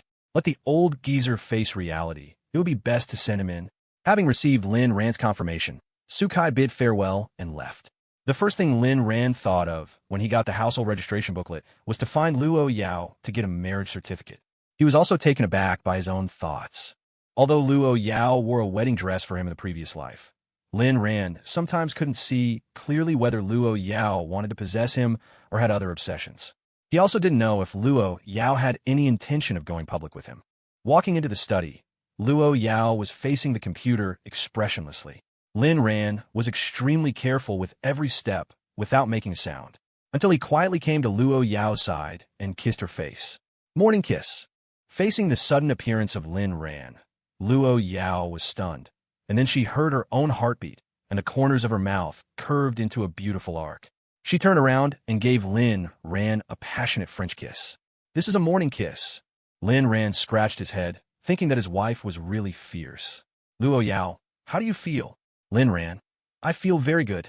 It would be even better if the kiss lasted a little longer. Luo Yao, how is your body? Lin Ran, my head is still a little dizzy, but my body is definitely not weak. We can fight another 300 rounds. Luo Yao's eyes narrowed. Didn't you say you wanted to be restrained? Lin Ran patted his chest. Didn't I rest for a night? Also, I want to discuss something with you. It's just... As he spoke, he turned his head to look at Luo Yao's computer. Then he saw a group of people with blank expressions. Their jaws dropped to the ground. Lin Ran was stunned, and the let's get married that followed was also swallowed back. He just wanted to see what Luo Yao was doing, but he didn't expect her to be in a video conference. Sister, you're a CEO, yet you're holding a meeting at home. Luo Yao didn't show any embarrassment. She just gently closed the computer. As the video connection of the conference room boss turned black, the senior executives couldn't sit still. Did I see it right? Who was that little white handsome guy just now? Does our boss actually like men? Didn't they say she hates men? Speaking of which, that little brother is really handsome. He and President Luo look so good together. I'm not sure. Maybe he's President Luo's younger brother. Does your younger brother play with you like that? Then I can only say 2 words. Awesome. It's also possible that he's a sugar baby that President Luo is raising, but I think it's the first time I've seen President Luo smile. She can actually smile. Why not raise me? I can also be a dog. You're too ugly. No matter what, just know that President Luo likes men. Sometimes I'm really afraid that President Luo will make a move on me. My sexual orientation is normal, although President Luo also fits my aesthetic cough cough. But I like men. I don't like the same kind. Even if President Luo likes women, she wouldn't like you. You don't have the potential to be a sugar baby. I'm very curious. When President Luo and this handsome guy are together, who is on top? It must be President Luo. Is there even a question? That's good too. I hope men can nourish President Luo's heart and make her a little bit gentler. Otherwise, every time I see President Luo, I feel like I'm on an execution ground. It's too scary. Lu Meng, you don't want to live anymore if you're discussing the boss during the meeting. Don't drag me down. I'm going offline first. Everyone. Is the meeting canceled? Assistant Lu is offline. Let's go offline too. Anyway, Assistant Lu will bear the consequences if the sky falls. In the villa, Lin Ran was a little dazed, not because of embarrassment, but because of shame, and he was worried that he had caused trouble for Luo Yao. Luo Yao, what did you want to discuss with me? Lin Ran had no intention of talking about getting a marriage certificate and asked hesitantly, I didn't cause you any trouble, did I? Luo Yao found it a little funny to see Lin Ran at a loss and shook her head. No, I agree. Agreed to what? Could it be that she knew that he had obtained the household registration book and wanted to get a marriage certificate with him? This is too magical. I agree that you can freely enter and exit the manor, but on the premise that you can't run away. And you must report to me at any time, come home to accompany me every night, and you can't go to Lu Rushue. If you can't do these, I will arrest and torture Lu Rushue and your family. Lin ran. Is there such a good thing? Actually, I didn't want to talk about this. I wanted to say that I got my household registration book, and I want to get a marriage certificate with you. Luo Yao looked at Lin Ran seriously and didn't speak for a long time. In fact, whether or not to get a marriage certificate is not important to Luo Yao. What is important is whether Lin Ran is by her side. As long as he can always be by her side, even if they don't get married for a lifetime, it's fine. But for ordinary people, she naturally understands the meaning of getting a marriage certificate. Does Aaron want to go public with her? Or is he paralyzing himself to reassure her, and then taking the opportunity to escape? After getting the marriage certificate, will Aaron admit outside that she is his wife? Various thoughts flew in Luo Yao's mind. Seeing Luo Yao not speaking for a long time, Lin Ran felt a little lost. She seems unwilling but doesn't want to go public with him. If you don't want to, then forget it. I didn't mean anything else. Before he could finish speaking, Lin Ran was grabbed by the collar by Luo Yao and pulled out. Feeling Luo Yao's strength, Lin Ran was dumbfounded. No, where did you, elder sister, get so much strength from your seemingly thin body? In the previous life, Lin Ran also practiced for a long time in order to fight against Luo Yao, but in the end, he still couldn't escape Luo Yao's palm. He only thought that this was because the people around Luo Yao were too strong. Now it seems that Luo Yao seems to be outrageously strong too. She dragged him all the way to the door, threw Lin Ran into the car, and then got into the car herself. Without saying a word, she drove straight to the destination. Luo Yao, it's not like I'm going to get a marriage certificate with you. When they reappeared, both of them had an extra certificate in their hands. Luo Yao, it's just to satisfy a small request of yours. Is that it? It feels a bit like a dream. Luo Yao, I owe you a wedding and a ring. Luo Yao, I don't want your ring. I just want you to be ravaged by me. Choose whatever ring you like. Lin Ran, I will definitely buy you the best-looking ring when I make money. Luo Yao shook her head. Mine is yours. The black card I gave you has a credit limit of 100 billion. If it's not enough, tell me. All my money can be given to you. You can buy any ring you want with it. Lin Ran, how much is the credit limit? A black card? Lin Ran knew about that card. It was in the storage cabinet in the villa's cloakroom, but he had never used it. There were also a lot of procedures inside, involving luxury cars, real estate, gold bars, and bank cards. His wife was rich and beautiful, and she was willing to spend money on him. Where could he find such a good wife? Was he possessed in his previous life? How else could he have been blind to his wife's good qualities? He really deserved to die. No, I want to earn money myself. Sensing that Luo Yao's face was gradually turning cold, Lin Ran reached out and cupped her face. Luo Yao, look at me. I am your man. This family can't just rely on you to give. I also need to earn money. If it's for my own use, I'll spend it, and I won't be ashamed to spend my wife's money. But if it's for you, I want to earn the money myself to buy it. Only after he said this did Luo Yao's expression soften again. Understood. Don't call me by my name in the future. Then what should I call you? Wife. Yao Yao. My sweet little darling. Whatever you want. Then I'll switch it up, as long as you don't change. Actually, Luo Yao wanted to tell Lin Ran that he didn't need to work so hard because the wealth she possessed was enough for him to squander for several lifetimes, even if he started a business. But she didn't want to discourage Lin Ran, so she suppressed her thoughts. If Lin Ran wanted to earn money, then let him earn it. Perhaps it was just that little bit of dignity in a man's heart. Lin Ran was now willing to try spending her money, which meant that he might be slowly accepting her, and that was already progress. Touching the bracelet on her wrist, which wasn't particularly valuable, Luo Yao felt that happiness was just like this. Lin Ran, Luo Yao, can I post on WeChat Moments? Luo Yao frowned. Lin Ran cursed himself for being an idiot. Yao Yao, wife, baby, can I post on WeChat Moments? Luo Yao nodded. Of course, Aaron can do whatever he wants. Lin Ran took a picture of their hands holding the marriage certificate and directly edited a post for WeChat Moments. Taken. I love my wife. This post on WeChat Moments instantly stirred up a huge wave. First were his classmates, then the instructor, and many of the fellow sufferers who had worked together, as well as his best friend, Wu Zhishang. All the comments were? Only Wu Zhishang asked, is it with Lu Rushue? As for Lu Rushue and the Lin family, they naturally couldn't see Lin Ran's WeChat Moments because they were blacklisted. Before long, Wu Zhishang's phone call came. As soon as he answered, he started asking, dude, what's going on?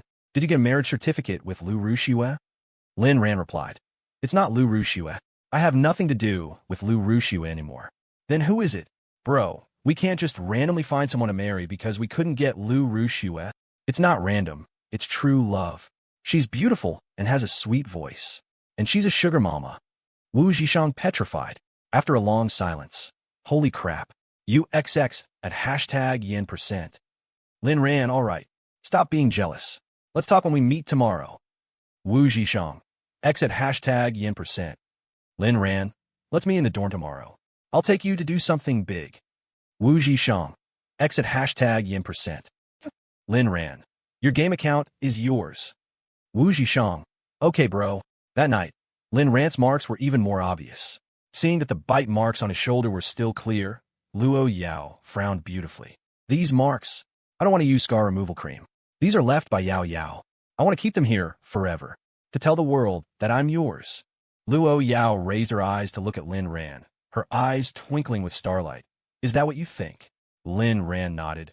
Only in this way can I feel your presence at any time. Lin Ran laughed to himself. If he used your tone to talk to you, would it leave you speechless? The next day, Lin Ran felt that the marks were even deeper. Was this girl a dog or a wolf? While eating breakfast, Lin Ran suddenly looked up at the clock on the wall and showed a smile. This action startled the butler, Uncle Fu. Lin Ran didn't say anything and continued to eat breakfast while saying, Uncle Fu, you don't have to follow me when I go out. It's a little uncomfortable. Uncle Fu was about to say something when he heard Lin Ran continue. You can ask Luo Yao. Don't worry, I won't run away again. Uncle Fu shook his head and went to call Luo Yao. After a while, he came back. Miss said it's okay. Lin Ran didn't hate being monitored by Luo Yao, but he thought that he would have to go to school in the future. It would be too conspicuous to have a group of bodyguards following him everywhere. After breakfast, Lin Ran drove a Koenigsegg out of the manor. Looking through the rearview mirror, he found a business car following not too far behind. This also confirmed his guess. Not letting Uncle Fu follow was just a superficial appearance. Now he had obtained a lot of freedom and could leave the manor at will. Of course, he understood that no matter where he went, someone would be monitoring him. This was unavoidable. After all, Luo Yao's love for him was possessive, but he didn't seem to hate this feeling. He used to hate it because he didn't like Luo Yao's strong personality. Now that he had accepted Luo Yao and was willing to love her, he naturally had to accept some of her problems, including that morbid possessiveness. But it didn't matter. As long as it wasn't too conspicuous, secret surveillance was fine. This would also make Luo Yao feel more at ease. Lin Ran didn't object, nor did he plan to expose it.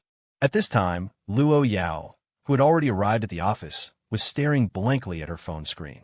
She had just seen Lin Ran smile at the camera, and she felt a chill all over her body. But she felt that Lin Ran hadn't noticed anything, so she relaxed a little. Kyoto University, it wasn't time for school to start yet, but many students were still living at school, including Lin Ran's brother, Wu Zhishang. Lin Ran parked the car in the outdoor parking lot on campus, returned to his former dormitory, and found his best friend, Wu Zhishang. In his previous life, the friend who cried the most after learning of Lin Ran's death was this one. He cried like a grandson mourning his grandfather. Many times, only death can determine who really cares about you. Based on this point alone, Lin Ran had to guarantee his prosperity and save him, and never let him follow the same path as in his previous life. Lin Ran clearly remembered that Wu Zhishang would soon suffer a series of misfortunes. The first was that his father's company's chairman absconded with funds, and Wu's father, as a member of management, was taken out to take the blame. Wu Zhishang's father would also be going to jail. His mother worked hard to take care of the broken family, and her black hair turned white in just 1 year. Because of the sudden changes in his family, Wu Zhishang was also hurt by a gold-digging woman and eventually became depressed. And when all this happened, Lin Ran was staging a chase scene with Luo Yao, and he had no time to take care of his best friend, so he neglected him. It wasn't until the day after his death that Wu Zhishang, driving drunk, got into a car accident and broke both legs, after which he could only use a wheelchair. This would be considered tragic in any story. Speaking of Wu Zhishang at this moment, he liked to squat on the toilet to do his business, and, at the critical moment, the phone in his hand slipped down. After thinking about it, this guy actually used a pair of chopsticks, enduring the nausea, to try and pick it up, not because the phone was too important, but because there was data inside. Old Wu, is something bothering you? Why are you eating shit? Wu Zhishang blankly turned his head and saw his good brother Lin Ran, who had come for their appointment. Immediately, his hand trembled, and the phone he had just picked up fell again. Lin Ran naturally noticed Wu Zhishang's embarrassment, and his mocking laughter echoed throughout the dormitory. Lin Ji, it's not what you think, my phone fell down. Lin Ran, yeah, you're right. You really misunderstood. I'm just picking up my phone. Yeah, picking up the phone. And other things. Damn it. Wu Zhishang wanted to curse. When the phone was back in his hand, Wu Zhishang washed it and washed it again, wiped it and wiped it again. Lin Ran almost threw up, staying far away from him the whole time. Old Wu, you're really awesome. No matter how down on your luck you are, you can't eat that stuff, right? I'm impressed. Leg. With his phone recovered, Wu Zhishang wasn't so heartbroken anymore and asked, Speak. What's going on with you, old man? Lin Ran answered something else entirely. Did you get your internship certificate? Wu Zhishang shook his head. I've been working odd jobs all summer. Didn't go for an internship at all. Lin Ran, okay. I'm planning to start a media company. Why don't you be a blogger? Wu Zhishang couldn't believe it. A blogger or an investor? Lin Ran nodded. A blogger. Wu Zhishang's eyes widened. Bro, what nonsense are you talking about? You're not doing as well as an ordinary student in the Lin family, right? Where do you get the money to start a company? My wife has money. Even if your wife has, right? Who exactly is your wife? Wu Zhishang seemed to just remember the purpose of his appointment with Lin Ran today. He was too curious. Lin Ran, it's a secret. Wu Zhishang, then it seems you're lying. I knew it. Although you're a bit handsome, you couldn't even get Lu Rushue. So how could you possibly? Lin Ran took out his phone and shoved a photo of their marriage certificate in Wu Zhishang's face. My wife is a sugar mommy, rich and beautiful, 3 years older than me. As the saying goes, a woman 3 years older is a golden brick. Mine isn't a golden brick, it's a gold mountain. After a few minutes of Lin Ran's explanation, Wu Zhishang stamped his feet and beat his chest. You deserve to die. This is more painful than killing me. After crying for a while, he asked, all right, even if you start a company, why are you looking for me to be a blogger? Lin Ran glanced at Wu Zhishang. Because you're dumb enough, you'll definitely attract traffic, and can you please stop waving that broken phone in front of me? Leg. Wu Zhishang, damn it. Is there still justice? Is there still law? However, Wu Zhishang was sincerely happy for Lin Ran. First, Lin Ran got rid of Lu Rushue. Second, Lin Ran found his so-called true love. As a brother, he was naturally overjoyed. Lin Ji, now that you're married, live well with your wife. Lu Rushue is not worthy of you at all. If I wasn't afraid of making you angry, I would have advised you a long time ago. Also, I don't want to be a blogger, I want to be a manager. Actually, Wu Zhishang had advised Lin Ran before, but after one failure, he stopped. If Lin Ran was hurt by Lu Rushue, he would accompany Lin Ran to drink, eat meat, and chase girls. If Lu Rushue blossomed, he would offer his sincere blessings. This was what brothers who grew up wearing the same pants were like. They had known each other since they were young, fought together, skipped class together, were punished together, went to college together. Do I even need to say it? Of course, I have to live well with my wife. I can consider your managing thing, but can you take your phone away first? Holy shit. I'll take it away if you promise. I give up. Of course the management position is yours. How could I possibly? Leg. In the end, Lin Ran compromised under Wu Zhishang's phone assault. After agreeing, the two went downstairs, planning to go directly to Ren office. On the way to the parking lot, Lin Ran also told Wu Zhishang about his break with the Lin family. Wu Zhishang was again exclaimed in shock, praising Lin Ran for being awesome. At this time in the parking lot, a group of people surrounded a car. I found out this is a Koenigsegg 1:1. Only 6 were produced worldwide, and the price has been speculated to 100 million. Whose car is this? Does our school have this level of rich person? If this was my car, I would be willing to live in a mansion and marry 8 wives.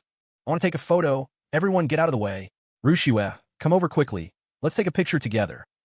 School was about to start, and Lu Rushue, as the campus belle, was selected by the school to participate in the welcome party performance.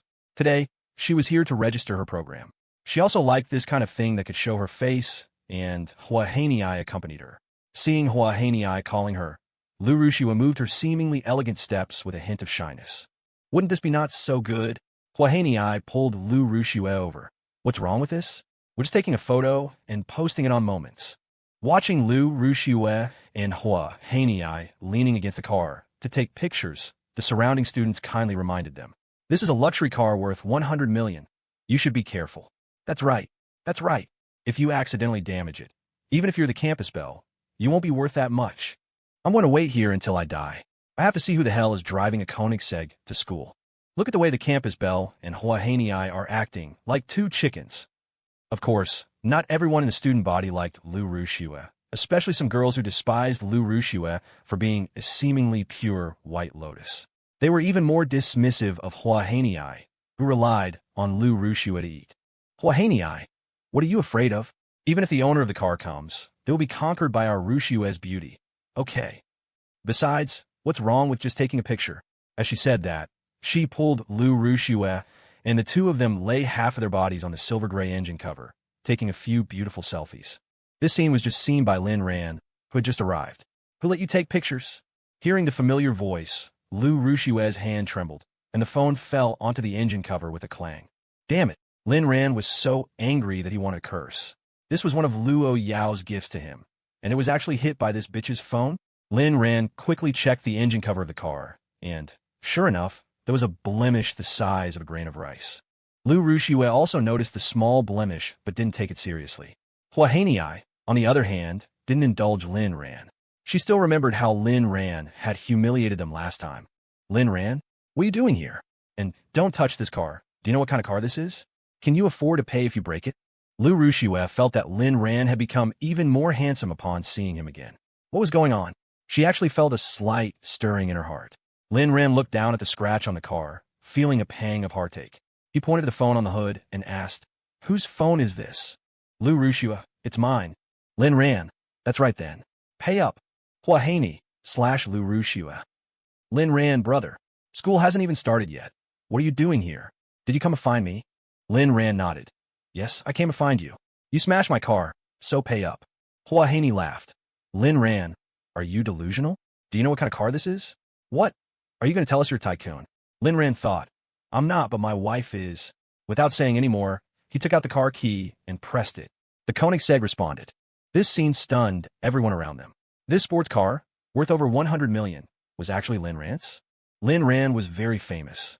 He was well known at Kyoto University. He was famous for three things. Firstly, he was handsome enough and was recognized as the school's heartthrob. He once had countless admirers, but they were all rejected by Lin Ran. Secondly, he was a simp. Such a handsome young man actually had no bottom line when it came to simping for Lu Rushue. Although Lu Rushue was also beautiful and a school flower, many people still thought that Lin Ran could have better choices. Like those girls who desperately longed for him but were ruthlessly rejected by him, who were all about looks. Thirdly, he was excellent. In order to win Lu Rushue's heart, Lin Ran could be said to have made himself exceptionally outstanding. He easily obtained scholarships, had excellent grades, and could sing, dance, and rap. He was also the school heartthrob. It was just a pity that all of this was for Lu Rushue. It was said that all the scholarships he received were spent on Lu Rushue. Because he was relatively famous, everyone knew him better. Lin Ran was not rich. This was known to the entire school. How could a rich person be doing part-time jobs every day? Now, this school-recognized simp heartthrob was actually saying that he owned a Koenigsegg worth over 100 million? Could you believe it? Holy crap. This car is Senior Lin's? This is outrageous. Lu Rushue smashed the car. Lin Ran definitely won't make her pay. Maybe not. Didn't you hear what Lin Ran said? He said to pay up, and he looked very angry. Wouldn't you be angry if your car was smashed? If Senior Lin could be my boyfriend, that would be great. I didn't expect Senior Lin to be so rich and handsome. If I could sit in the passenger seat of his car, I would be willing to be touched and teased on the leg, or even marry him. Wait, how are you getting both the perks and man? Based on my understanding of Senior Lin, this matter will definitely end without any consequences. Wu Zhishang, who was standing beside him, was also shocked. Lin Ran only said he came by car, but didn't say what kind of car. He didn't expect it to be such a flashy sports car. Those people said it was worth nearly 100 million? Damn, 100 million. Lin Ran's rich wife was really not ordinary. Kill him. This is too much. He was afraid that Lin Ran would suffer, and he was also afraid that Lin Ran would drive a Land Rover, but now it was too late. The gap in social status was too big. Calming himself down, he walked to Lin Ran's side, looking at the dumbfounded Lu Rushue and Huahanei. Lin, bro, don't be too harsh. They just caused a little scratch. For the sake of being classmates, just let them pay $1 million or so. Huahanei almost spat out a mouthful of blood, but then she thought it didn't make sense. This car isn't rented, is it? Lin Ran. A luxury car worth over 100 million. You go rent one and show it to me. Huahanei was stunned. feeling that what Lin Ran said seemed to make sense. That's not right. She knew Lin Ran's situation very well. Where did he get a luxury car? Even Lu Rushue was dumbfounded, gently patting her head to see if she was still dreaming. Lin Ran, is this really your car? Where did you get the money to buy the car? Or did you borrow it from someone? Lin Ran was too lazy to waste words. It's useless to say more. Pay up. Just follow what Lao Wu said, 1 million. If you can't pay, I'll send you in. Hua Haney was instantly enraged. Lin Ran, don't push your luck. 1 million? Are you crazy about money? Now, immediately, hand over the car keys and let Rushue drive this car, and I'll consider persuading Rushue to give you a chance to get close to her. Lu Rushue shyly began to blush and waited for Lin Ran's answer. Lin Ran, damn, are you an idiot? Since you don't want to pay, then I'll call the police. As he spoke, he took out his phone and dialed the police. Hello, I want to report a crime. Yes, they also threatened me to hand over the right to use the car. I think I've been coerced. Yes, it's at Kyoto University. As Lin Ran spoke clearly on the phone, both Lu Rushue and the onlookers realized that Lin Ran was serious. Putting down the phone, Lin Ran asked, how is it? Can you pay now? The police will be here soon. After saying this, he contacted the insurance company again. Of course, Lu Rushue didn't have that much money. Her family relied on the Lin family support to have a little wealth, and she herself didn't have much money. Usually, she relied on Lin Jian's charity and Lin Ran's hard work to live a seemingly good life. Hua Haney, we don't have that much money. Who knows if your broken car was already broken? It's okay if you don't have money. You can go sell yourselves. Hua Haney, yeah, vulgar. Lin Ran looked at Lu Rushue again. Or ask your Lin Jian brother. Aren't you guys on very good terms? Lin Ran emphasized the 4 words good terms very clearly, but Lu Rushue panicked, as if some unknown secret had been discovered. Cousin Lin Jian is just a student. Where would he get so much money? Cousin? Oh, that's right, your cousin. Since you're not willing, then cough up the money. Lin Ran didn't plan to expose Lu Rushue yet. He planned to find key evidence to have Lu Rushue and Lin Jian punished on the spot. To destroy a person, you must first inflate them. The feeling of falling from the highest peak is fascinating. Lu Rushue said with a grievance. Okay, I know I was wrong. How about this? I'll give you a chance to have dinner together, and we'll let it go. Lin Ran was disgusted. Lu Rushue, can you stop disgusting me? You're like a pile of shit right now. Not only are you soft, but you're also stinky. It was my bad luck to even know you. Lu Rushue, brother Lin Ran, why are you treating me like this? Wah. Lin Ran felt chills in his heart and almost vomited on the spot. The current Lu Rushue was even more disgusting than Wu Zhishang's phone. Before long, both the police and the insurance company representatives arrived. For the police, it was a case of vandalism involving significant property damage. For the insurance company, it was a claim involving a substantial payout. Soon, the insurance agent breathed a sigh of relief. It turned out the car owner wasn't at fault. He then provided Lin Ran with a preliminary claim estimate. 2 million. Hearing this figure, everyone gasped. Lu Rushue stopped crying, and both she and Hua Haney turned deathly pale. It's just a small scratch. How could it cost that much? Hua Haney naturally questioned. The agent explained. Although the scratch isn't large, it can't be easily repaired. At the very least, the hood needs to be custom ordered from the original manufacturer. Moreover, this car is a global limited edition, making repairs even more difficult. Even if the hood is replaced, its value will depreciate significantly. 2 million really isn't much. Mr. Lin asking for only 1 million from you two is already very magnanimous of him. The agent naturally sided with Lin Ran, even though he personally didn't think such a small scratch warranted such a fuss. But as long as Lin Ran was determined to get the car repaired, someone would have to foot the bill. Hua Haney, still not giving up, asked, Are you sure this is Lin Ran's car? The agent replied, Of course. This car arrived in Jingdu 3 months ago. The previous owner reluctantly auctioned it for 110 million, and it was Mr. Lin who won the bid. That news caused quite a stir at the time. Furthermore, I personally handled Mr. Lin's insurance for it. Although I didn't have the chance to meet Mr. Lin in person at the time, the documents clearly state that he is the owner. At this, Hua Haney's lingering hope finally died. She never dreamed Lin Ran could be so wealthy. Previously, in her eyes, Lin Ran was just an unwelcome dog of the Lin family. He was a little handsome, sure, but what good was handsome? You couldn't eat it. Now, Lin Ran was not only strikingly handsome, but also, to her amazement, both a billionaire and surprisingly down-to-earth, though she had no idea where his money came from. Add to that Lin Ran's personality of always giving his all for the women he cared about. Looked at this way, Lin Ran had suddenly transformed into an excellent marriage prospect. At this thought, Huahani's gaze instantly shifted from her previous disdain to fervent admiration. If Lin Ran really didn't like Lu Rushua anymore, could she perhaps try her luck? Lu Rushua, on the other hand, looked as if she'd been struck by lightning. She knew Lin Ran better, so her shock was even greater than Huahani's. The upright police officer had finished his questioning. With so many eyewitnesses, Lu Rushua and Huahani couldn't deny it. After a brief investigation, the officer offered a suggestion. Given the large sum involved in compensation, I recommend you two parties settle this privately. Of course, you can also file a lawsuit with the court. The officer clearly didn't want to get too involved in such matters. If there was no dispute between the parties, he wouldn't even want to take them back to the station for a statement. A young master with a luxury car. He didn't want to provoke him. Lu Rushua and Huahani were also scared, especially Huahani, who looked at Lin Ran ingratiatingly. Lin Ran, even if it was Rushua's fault, but setting aside the facts, aren't you also to blame? Why did you park your car in such an easily noticeable spot? Lin Ran really didn't want to argue with this woman. Her statement was too damn outrageous. Can you please stop talking? I have megalophobia. Just pay up. Huahani/Lu Rushua. Wu Zhishang added insult to injury. Brother Lin is scared of colossal idiots.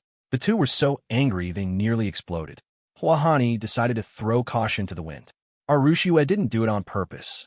Lin Ran, intentional or not, pay up. Since you two are such devoted sisters, 500,000 each. Huahani, I didn't touch the car. It was Lu Rushua's phone that hit it. If you have a problem, take it up with her. With that, she turned and left without a backward glance, leaving Lu Rushua at first stunned, then looking utterly incredulous. In the end, left with no choice and to avoid getting into serious trouble, Lu Rushua wrote an IOU for 1 million, and only then did Lin Ran let her leave. Lu Rushua, Lin Ran, I never knew you were this kind of person. You're so rich, and you kept it from me all this time. I hate you. Sobi. She then ran off, utterly humiliated. This incident was quickly posted on the campus forum by gossipy students, instantly becoming the talk of the campus. Bro, my dear bro, Lin Ran watched Wu Zhishang drooling over the Koenigsegg and tossed him the keys. I can't fulfill your desires, but a father can fulfill his sons. Wu Zhishang, all right. Godfather. Driving a luxury car for the first time, Wu Zhishang started it very carefully, much to the envy of the surrounding onlooking students. Brother Lin, I'm so envious of you. Just how big a bowl of soft rice did you eat? Even this Koenigsegg is registered in your name. Lin Ran, oh, not that much. Just a few dozen properties, a few dozen luxury cars, and tens of billions in pocket money. That's all. Wu Zhishang, you're sure good at blowing your own horn, even with your eyes closed. Lin Ran, don't believe it if you don't want to. After a day's work, the two finally rented an office space for their company, right across from the Luo Corporation building. This time, for the rent, Lin Ran used the black card Luo Yao had given him. After dropping Wu Zhishang back at Jingdu University, Lin Ran reminded him of one thing. He told him not to tell his girlfriend about starting the company for the time being. Wouldn't it be better to give her a surprise once the company is off the ground? Although Wu Zhishang didn't understand, he agreed. After all, it was thanks to Lin Ran that the company could even start. He was just riding on his brother's coattails. Meanwhile, in her office at the Luo Corporation, Luo Yao, who had been on the verge of losing control over Lin Ran meeting Lu Rushua again, finally calmed her fury when she learned that Lin Ran had spent money from the black card. Lin Ran being willing to spend her money made her feel even better than spending it herself. The Lin family had always raised Lin Ran frugally. As his wife, she was determined to provide him with the most opulent conditions. But the thought of Lin Ran seeing Lu Rushua on campus made her turn cold as ice again. Lu Meng, who was handling work nearby, found her own mood fluctuating along with Luo Yao's. Young Master Lin, please don't cause any more trouble.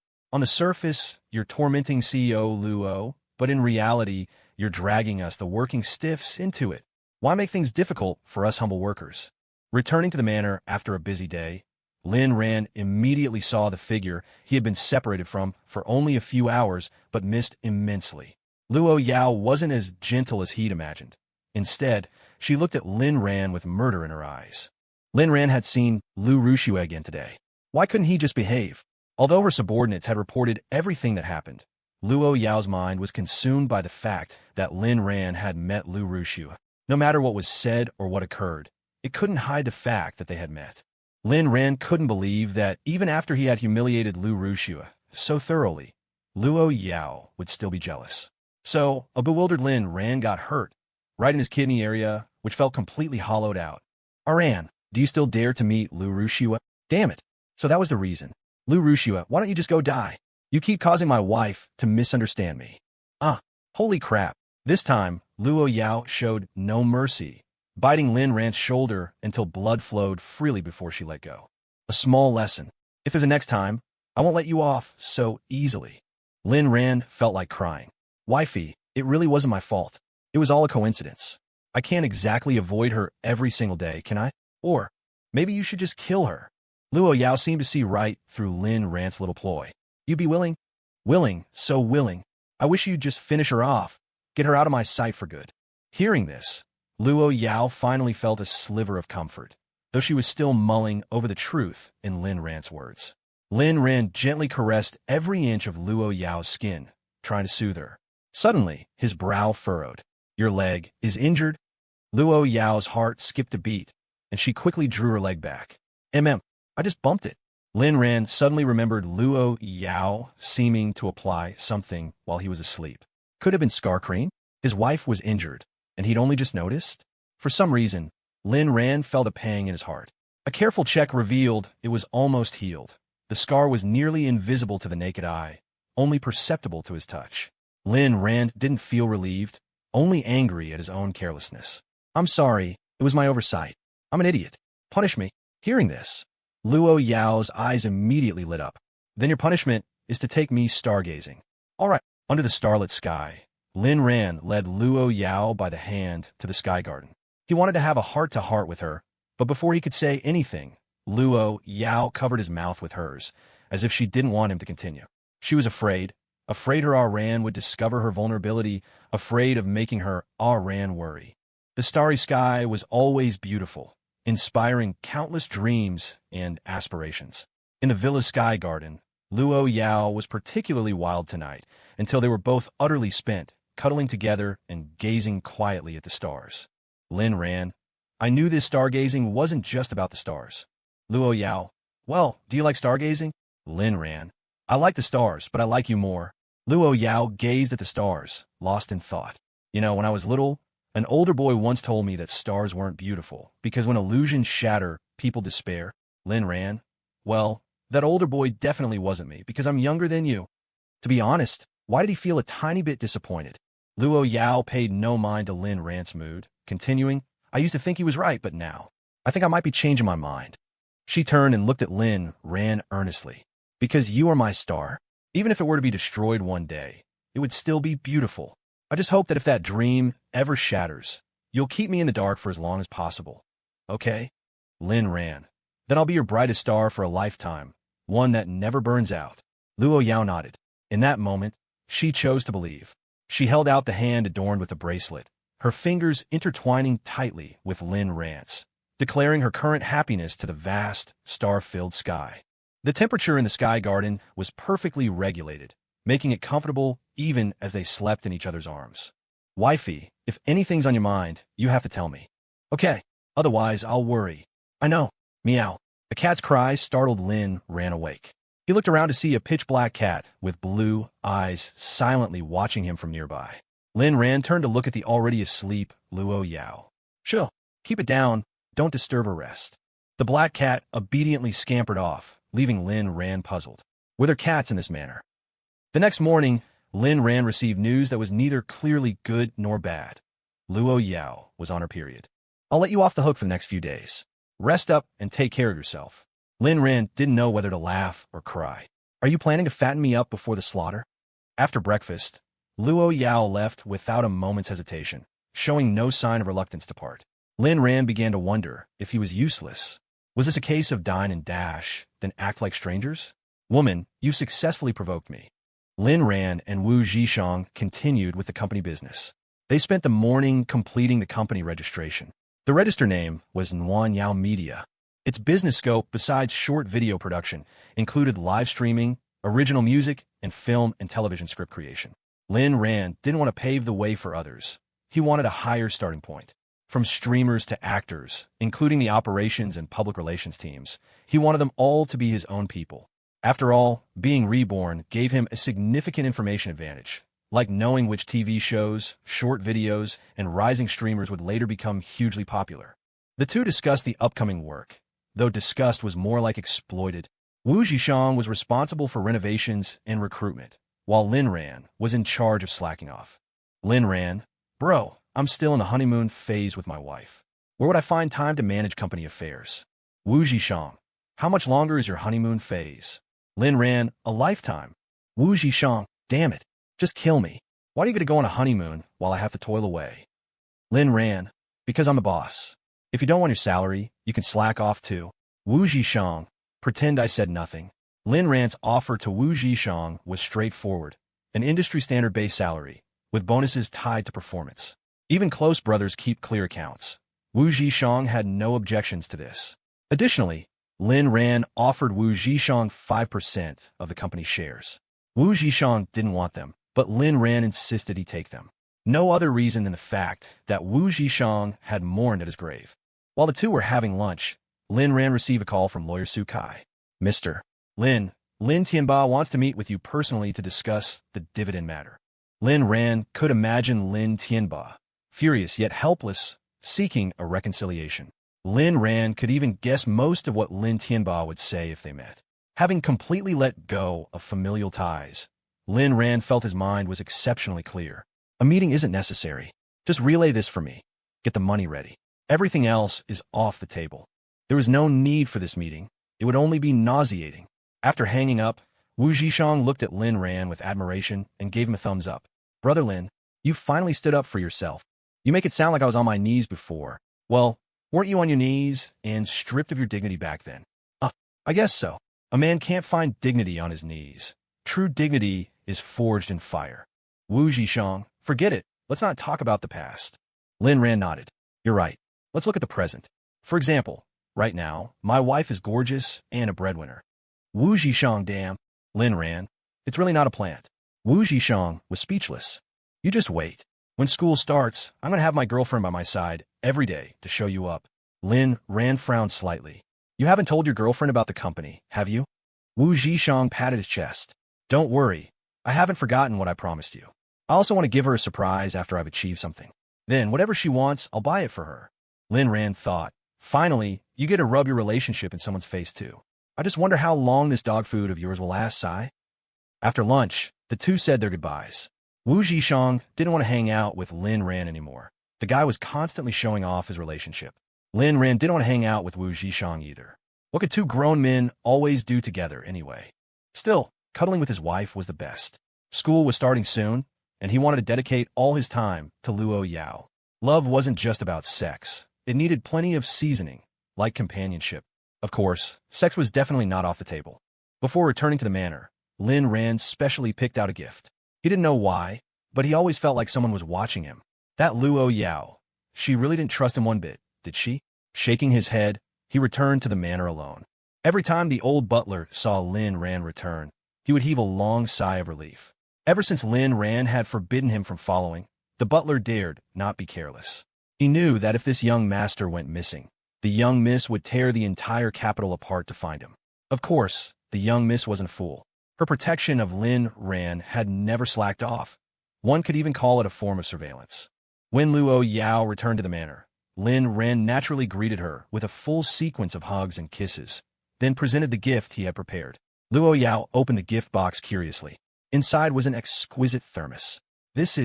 Lin Ran's understanding of Luo Yao wasn't superficial. He naturally knew her periods were painful. He had known in his past life, but had never paid it any mind. In this life, he didn't want to miss any opportunity to be good to Luo Yao. Isn't it that time of the month for you? I was worried you'd be in pain, so I thought of getting you a cup. I also got you some stomach-warming packs, brown sugar, and red dates. You must take them with you when you leave tomorrow. This way, when you're at work and drink water from the cup I gave you, you'll think of me, right? Besides, a cup has a good meaning. It symbolizes a lifetime, our lifetime together. An almost imperceptible trace of emotion filled Luo Yao's eyes. In the past, she had been the only one giving, and Lin Ran had never given her anything. These past few days, he had given her a bracelet and now a cup. It would be a lie to say she wasn't happy, but she didn't show it obviously. Luo Yao was holding back. She didn't want to be fooled by Lin Ran's current behavior, because all these appearances could be fake. Thank you. How did you know my period is painful? The old butler, standing nearby, was moved to tears. Young Master Lin was treating the young Miss better and better, even proactively caring about her health. This was what a real family looked like. Wifey, saying thank you is too formal, isn't it? We're a legally married couple. It's perfectly reasonable and logical for me to do things for my own wife. As for why I know your period is painful, it's because I'm observant. You really think your husband doesn't know anything? And one more thing. Lin Ran leaned closer to Luo Yao's ear. If your visitor leaves quickly, we can get back to making love, right? A glint appeared in Luo Yao's eyes. Could it be that Aran was with her purely because he craved her body? If that was the case. Actually, it's not impossible right now. This, Lin Ran. Wifey, are you asking me to fight a bloody battle? No way. That's not good for your health. I absolutely will not agree to such a request. Even if I die, even if I jump from the spot, it's still not okay. The butler, who had been listening nearby with a beet-red face, looked awkward and was quietly trying to retreat from their line of sight. But when he heard Lin Ran say, even if I die, even if I jump from this spot, he couldn't help but pause. Why did that phrase sound so familiar? In the afternoon, Lin Ran had nothing much to do and stayed at the villa, so he prepped ingredients in advance, planning to make dinner for Luo Yao. This time, he was making Western food, something Lin Ran was quite good at, and it tasted no worse than what you'd get outside. A skill honed in the Lin family home, unexpectedly now being used for his own wife. We have chefs at home. You don't have to work so hard all the time. Luo Yao genuinely didn't want Lin Ran to tire himself out, even though she thought his cooking was delicious. Lin Ran, how could cooking for my wife be hard work? It's clearly a pleasure. Lin Ran wasn't lying. He didn't actually like cooking. He hadn't liked it back at the Lin family home, only pretending to for the sake of pleasing his relatives. But cooking for Luo Yao, just the thought of her coming home to a meal he'd made, filled him with an inexplicable, overwhelming sense of happiness. Just seeing you eat the food I made with my own hands makes me so happy. Luo Yao smiled wryly to herself. Am I really going to let Ran deceive me until I'm utterly broken? Oof. I don't like eating this man's food at all. Feed me. Lin Ran cut a small piece of steak and brought it to Luo Yao's lips on a fork. With your mouth. Lin Ran, huh? After it registered, Lin Ran, a grown man, actually blushed. Seeing Lin Ran's shy expression, Luo Yao felt very satisfied, her happy little heart silently cheering. Lin Ran, suppressing his embarrassment, fed the steak to Luo Yao bit by bit. The imported steak tasted great, Luo Yao thought. So, she decided to give Lin Ran a reward. Mouthful by mouthful, sorrow was eaten away, leaving behind happiness. After dinner, Luo Yao got up and went into the study to finish some important work she hadn't completed during the day. Lin Ran didn't follow, returning to the bedroom alone. He still remembered the embarrassing incident last time when he'd accidentally appeared on camera during Luo Yao's video conference. So he swore that unless absolutely necessary, he would never disturb Luo Yao in the study while she was working. He showered alone, got into bed alone, and played on his phone alone, scrolling through profiles of obscure streamers who had been popular in his past life, but hadn't made it big yet in this one. His eyes grew heavy, but Luo Yao still hadn't returned to the room. He had no choice but to turn off his phone and fall into a deep sleep by himself. An unknown amount of time passed before Lin Ran slowly opened his eyes. Holy crap, he almost cried out in shock. For a long moment, Lin Ran's pupils quaked. You actually... Ran doesn't like it? Lin Ran quickly shook his head, then immediately nodded. So, do you like it or not? Lin Ran took a deep breath and slowly exhaled. Wifey, it feels really good, but forget it. I don't want to say. Awkward. Hard to put into words. Lin Ran himself couldn't understand why. Even though this was his wife before him, he was still blushing furiously at a time like this. Is Ran shy? You still haven't answered me. Lin Ran was about to break. Do you really need an answer? I like it. I like it incredibly much. Luo Yao was truly Luo Yao. Her wildness, her intensity, never failed to shock. Having gotten the answer she wanted, a corner of Luo Yao's mouth corked up. Consider this your reward. Sleep now. But Lin Ran, in his current state, was far from sleepy. All he felt was shock and a pleasant surprise. Lin Ran discovered that Luo Yao was indeed a treasure girl. You never knew when she would spring a surprise on you. So this is the kind of wife you are. Kyoto, as the heart of China, was an exceptionally prosperous city. Behind this prosperity, countless small individuals struggled to survive. At that moment, Zhang Xiaolong dragged his tired body into a cheap basement apartment. During the day, he delivered takeout, and at night, he live-streamed singing. From midnight, he would write alone, posting his work on websites in exchange for a meager amount of money. The only time he had for rest was a brief 4 to 5 hours in the morning. But he couldn't afford to stop. His gambling father, drug-addicted mother, and sickly sister all depended on him, this broken man, to take care of them. He hated his parents, despised his own incompetence, but his sister was his only concern. She had just turned 18 and was about to go to college. If Zhang Xiaolong didn't continue to work hard to support the family, he didn't know what terrible things his parents might do to his sister. For money, they might even sell her. He had to make more money, and one day, he would bring his sister to live with him so that he could rest easy. As he looked at the balance in his phone, Zhang Xiaolong calculated how much more was needed for his sister's tuition. Knock, knock, knock. The sound of a knock on the door broke his thoughts. Zhang Xiaolong, dragging his exhausted body, opened the door and saw a face so handsome it seemed to destroy the world. Who are you? You must be Zhang Xiaolong. I'm Lin Ran. Let's talk. Zhang Xiaolong looked warily at the young man in front of him. He admitted that the young man exuded an aura of wealth that made him feel inferior. He looked like a rich heir. Do you need something from me? The fact that the man knew his name clearly meant he had done some research on him. Zhang Xiaolong guessed that he might be one of his father's creditors, and dealing with debt collectors wasn't a new experience for him. Lin Ran saw the nervousness on Zhang Xiaolong's face. Don't be anxious. I just want to be your friend. If you want to get out of your current situation, come with me. This was Lin Ran's final invitation, and a last chance he was giving Zhang Xiaolong. If he refused, Lin Ran would leave without hesitation. After all, Zhang Xiaolong was just another future, money-making live streamer, but not the only one. There were 3 reasons Lin Ran found Zhang Xiaolong. He would become very famous in the future, a platform superstar with millions of followers. He lived nearby. Since Zhang Xiaolong was from Kyoto, he was at his lowest point right now, and in Lin Ran's previous life, his family situation had left a strong impression on him. At that time, Lin Ran had wondered what kind of tragic fate could result in such a family. Now looking back, it felt almost laughable. At least Zhang Xiaolong had a sister who cared for him, while his own brother only thought about killing him. Perhaps there was a bit of empathy mixed in there as well. Zhang Xiaolong's rise to fame was not accidental. It was built on his relentless effort. He had once said in an interview that all his hard work was driven by his love for his sister.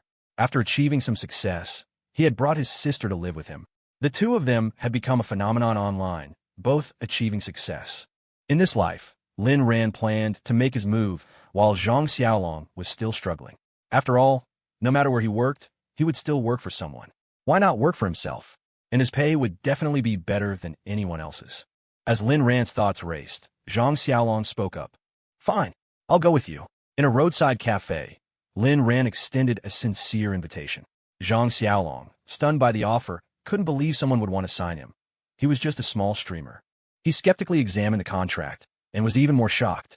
The terms Lin Ran offered were some of the best in the industry, conditions typically reserved for big-name streamers. But he was just a small streamer with only 10,000 followers. Was he really qualified for such terms? Zhang Xiaolong was a cautious person.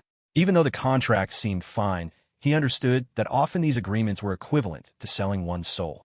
Of course, selling his soul wasn't the issue. If the money was good enough, he would consider it. But his family issues were still unresolved, and he didn't want to deceive anyone. Mr. Lin, you might not know, but my family is a bit complicated. I know, Lin Ran replied. You know? Zhang Xiaolong was surprised. Lin Ran nodded. Your father has a gambling problem, owes over $1 million in high-interest loans. Your mother is addicted to drugs. But none of that has broken you. You might also know that with your own abilities, you'll probably never escape your parents.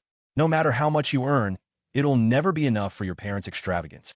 But you still work hard to support your sister's education, and you remain hopeful about life. I really admire that. That's the reason I sought you out. Although you only have 10,000 followers now, I believe with your attitude and hard work, combined with the company's resources, your future is limitless. Lin Ran emphasized the words company's resources. Zhang Xiaolong bit his lip, hesitating about whether to accept the offer. Your sister is about to start college, right? Lin Ran continued. You wouldn't want her to drop out because of money, would you? All right, I agree. After signing the contract, Lin Ran took him to the company. When they arrived on the top floor and Zhang Xiaolong saw that the office floor looked like it had been swept clean, he frowned. He wondered if this company was reliable. "Sorry, we're still renovating. It'll be ready in a few days," Lin Ran said as they entered the office area, which was nearly finished. Wu Zhishang was directing workers to install projectors. Across the street was the headquarters of the Luo Group. This location was prime real estate. When Wu Zhishang saw Lin Ran bringing someone, he immediately greeted them. "Mr. Lin, is this the streamer you brought in?" Zhang Xiaolong, having already been introduced to Wu Zhishang by Lin Ran, greeted him warmly. "Hello, Mr. Wu. I'm Zhang Xiaolong." After a brief chat, Zhang Xiaolong was shocked to realize that the whole company was just the three of them. Was this company for real? Just the two leaders and one employee, him? Lin Ran didn't want to explain too much. He gave a few instructions to Wu Zhishang and left. Wu Zhishang began explaining the future plans for the company to Zhang Xiaolong, who was left speechless. There were only 3 people, yet they were planning to build the largest media and film company. They even aimed to make him a 1 million follower streamer, maybe even the top live streamer. Was Lin Ran and Wu Zhishang out of their minds? Wu Zhishang wasn't surprised by Zhang Xiaolong's dazed reaction. When Lin Ran had first told him about these plans, he had thought Lin Ran was crazy too. But after patiently explaining everything, including how Zhang Xiaolong could become a 1 million follower streamer, Zhang Xiaolong was only slightly convinced. Deep down, he remained skeptical but would still follow through. After all, he was just a streamer under the company's wing. Whether he became a 1 million follower star, that was something for the future to decide. To him, it all seemed like a fantasy, but if it made money, he was willing to go along with it. Money first, everything else could be dealt with later. At that moment, Lin Ran, having finished his business, was planning to meet Luo Yao. However, he didn't walk straight into the Luo Group building. He wasn't sure if she wanted him to appear in public. After a brief thought, he sent a message. "Where are you? I miss you." Soon, Luo Yao's reply came. "Just finished a meeting. I miss you too." Lin Ran smiled. Just hearing those simple words made his day. "Princess, would you like to have lunch with me?" He typed. There was a brief silence before Luo Yao's reply came. "Sure. Find a place, I'll come to you." Lin Ran picked a highly rated restaurant nearby and sent her the details. 10 minutes ago, Luo Yao's office was divided into 2 areas, one for work and one for rest. But few knew that behind the bookshelves, there was a hidden room. It was in this secret space that a man with a ruthless look on his face was dragged in by bodyguards. As soon as he saw Luo Yao, he trembled as if he had seen his doom. The bodyguard stayed silent and just watched. Luo Yao, holding a steel knife, moved slowly and gently as she cut the tendons of his hands and feet. "Ah!" the man screamed, and his cries were heartbreaking. "Who sent you?" Even with his tendons severed, the man refused to speak. Luo Yao seemed to enjoy the torture, cutting off his fingers, then his toes. "Still not talking? Then you'll never get the chance again." After he lost consciousness, the bodyguards revived him with saline solution, and Luo Yao continued her slow and painful work. Everything appeared so natural, like a daily routine. Wu Zhishang wasn't surprised by Zhang Xiaolong's dazed look. When Lin Ran had first told him these things, he too had thought Lin Ran was crazy. He patiently explained to Zhang Xiaolong many plans and ideas on how to become a streamer with millions of followers, which only then made Zhang Xiaolong somewhat believe in the company's prospects. However, inwardly, he still wasn't optimistic, though he would carry out the plans. In any case, he was just a streamer under the company. All he needed to do was listen and follow instructions. As for whether he could become a streamer with millions of followers, who knew what the future held? To him, these were all empty promises. Wu Zhishang was no different from those leaders who drew big cakes, made grandiose but unrealistic promises. As long as he could make money, that was enough. If the money was right, even if he drew a cake as big as the sky, he could eat it. At this time, he didn't yet know that many great things often started with drawing big cakes. After leaving the company, Lin Ran planned to find Luo Yao, but didn't directly walk into the Luo Corporation building. He didn't know if Luo Yao wanted him to appear in public. After some thought, he sent a message. "Where are you? Miss you." Soon, Luo Yao's reply came. "Just finished a meeting. I miss you too." Lin Ran smiled. Simply because of Luo Yao's straightforward "miss you." "Inviting my princess for lunch." The messages went silent for a moment before Luo Yao replied. "Okay, you find a place first, then I'll come over." Lin Ran found a nearby Western restaurant with good ratings and sent her the location. 10 minutes earlier, Luo Yao's office consisted of 2 areas, one for work and one for rest. But few people knew that behind the bookshelf in her office, there was a secret room. It was this secret room, filled with photos and information about one person, including his habits and preferences. Today, this secret room received a sinister-looking man dragged in by bodyguards. Upon seeing Luo Yao, this man trembled like a leaf, as if he had seen his own doom. The bodyguards remained silent throughout, watching quietly. Luo Yao, holding a steel knife, very slowly and gently severed the man's hand and foot tendons. The blood-curdling screams were incessant, truly enough to make listeners grieve and onlookers weep. "Who sent you?" Even with his hand and foot tendons severed, the man gritted his teeth and said nothing. Luo Yao seemed to be in the mood to continue playing. She then, one by one, cut off the man's fingers, followed by his toes. "Since you won't talk, you've lost your chance." After the man fainted, the bodyguards woke him with salt water. Luo Yao continued to torture him slowly, no longer asking questions.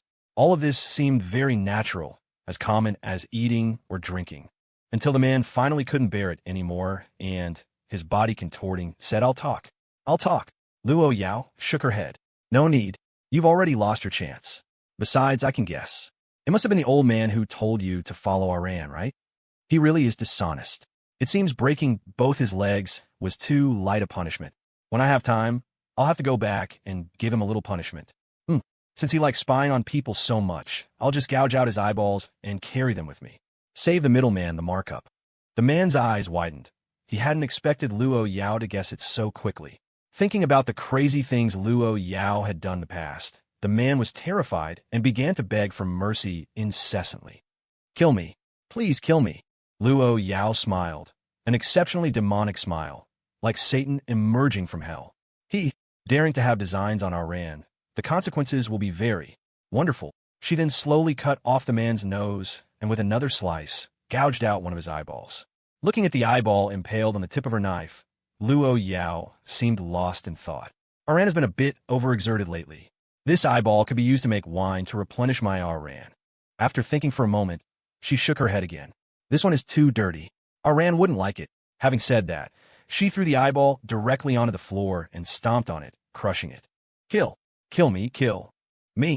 Just as Luo Yao was preparing to seriously gouge out the man's other eyeball, Lin Rant's message arrived. "Hubby, where are you? Miss you." After seeing the message, Luo Yao's lips first curled up. After replying, her brow furrowed when she saw the second message, Lin Rant's lunch invitation. She opened the location app on her phone, checked the positioning, and immediately showed a flustered expression. Lin Ran was actually near her office building. She was covered in blood. How could Lin Ran see her like this? If Lin Ran saw, he would definitely be scared, terrified, and might even run away. She couldn't let Lin Ran see her in this state. Absolutely not. After thinking for a moment, she replied, "Okay, you find a place first, then I'll come over." After replying, she ignored the bodyguards and the crippled man on the floor, solely focused on quickly cleaning herself up. "Miss, what about this person?" Luo Yao looked at the contorted, agonizing man on the floor and said without a trace of emotion, "Bag him up, send him to the manor, lock him in the basement, and catch some rats to sleep with him." Saying this, she took out her phone, snapped a few photos, and left. The bodyguards naturally complied, and before leaving, they cleaned the secret room spotless, without a single drop of blood. After cleaning up in the resting area of her office, Luo Yao disposed of her soiled clothes. Then, she happily walked out of the office. Her Aran had come to find her. Aran said he missed her and wanted to have lunch with her. Stepping into the elevator, she took out her phone and sent a message. Image, old man, wash your neck and wait for me to come back and deal with you." But the owner of the number did not reply for a long time. At the Luo family's old residence, old Master Luo sat in a wheelchair, his face grim. "That crazy girl dares to threaten me. If she really wanted to deal with me, she would have done it back then, not just broken my legs." An effeminate-looking man beside old Master Luo reminded him. "Old patriarch, monkey probably won't make it. What should we do next?" Old Master Luo was silent for a moment, then slowly said, "That trash. I didn't expect that dead girl to have an expert by her side. That even monkey could be discovered. But it doesn't matter. She wouldn't dare to really do anything to me. After all, I am her grandfather." The effeminate man frowned and said hesitantly, "But she didn't even spare her own biological parents. Second master was also imprisoned. Third master and fourth master are either dead or crippled. As for the younger generation, no one dares to resist. Old Master Luo rubbed his forehead. He knew the man was right. Luo Yao's methods were no weaker than her grandfather's. Plus, he was currently weak and isolated. Trying to deal with a crazy girl was too risky. Fortunately, he was her biological grandfather and the previous head of the family. Luo Yao must have some scruples when doing things. Otherwise, he would have died when she went crazy back then. It seemed now that the crazy girl at least wouldn't take his life. To succeed, he now had to learn forbearance. Once he reclaimed his position, he would use the world's harshest punishment to deal with this girl. Old Master Luo, don't provoke the crazy girl for now. Since we've discovered her weakness, we will definitely find an opportunity. The effeminate man, yes. Old Master Luo, hee. I never expected it. You actually have someone you care about? The atmosphere in the restaurant gradually warmed up. Lin Ran elegantly fed the little devil, completely unconcerned by the gazes of others.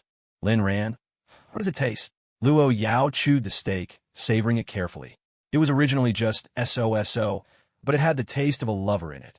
Still, not as delicious as when our Ran makes it himself. Then I'll make it for you next time. I guarantee you'll be speechless after one bite.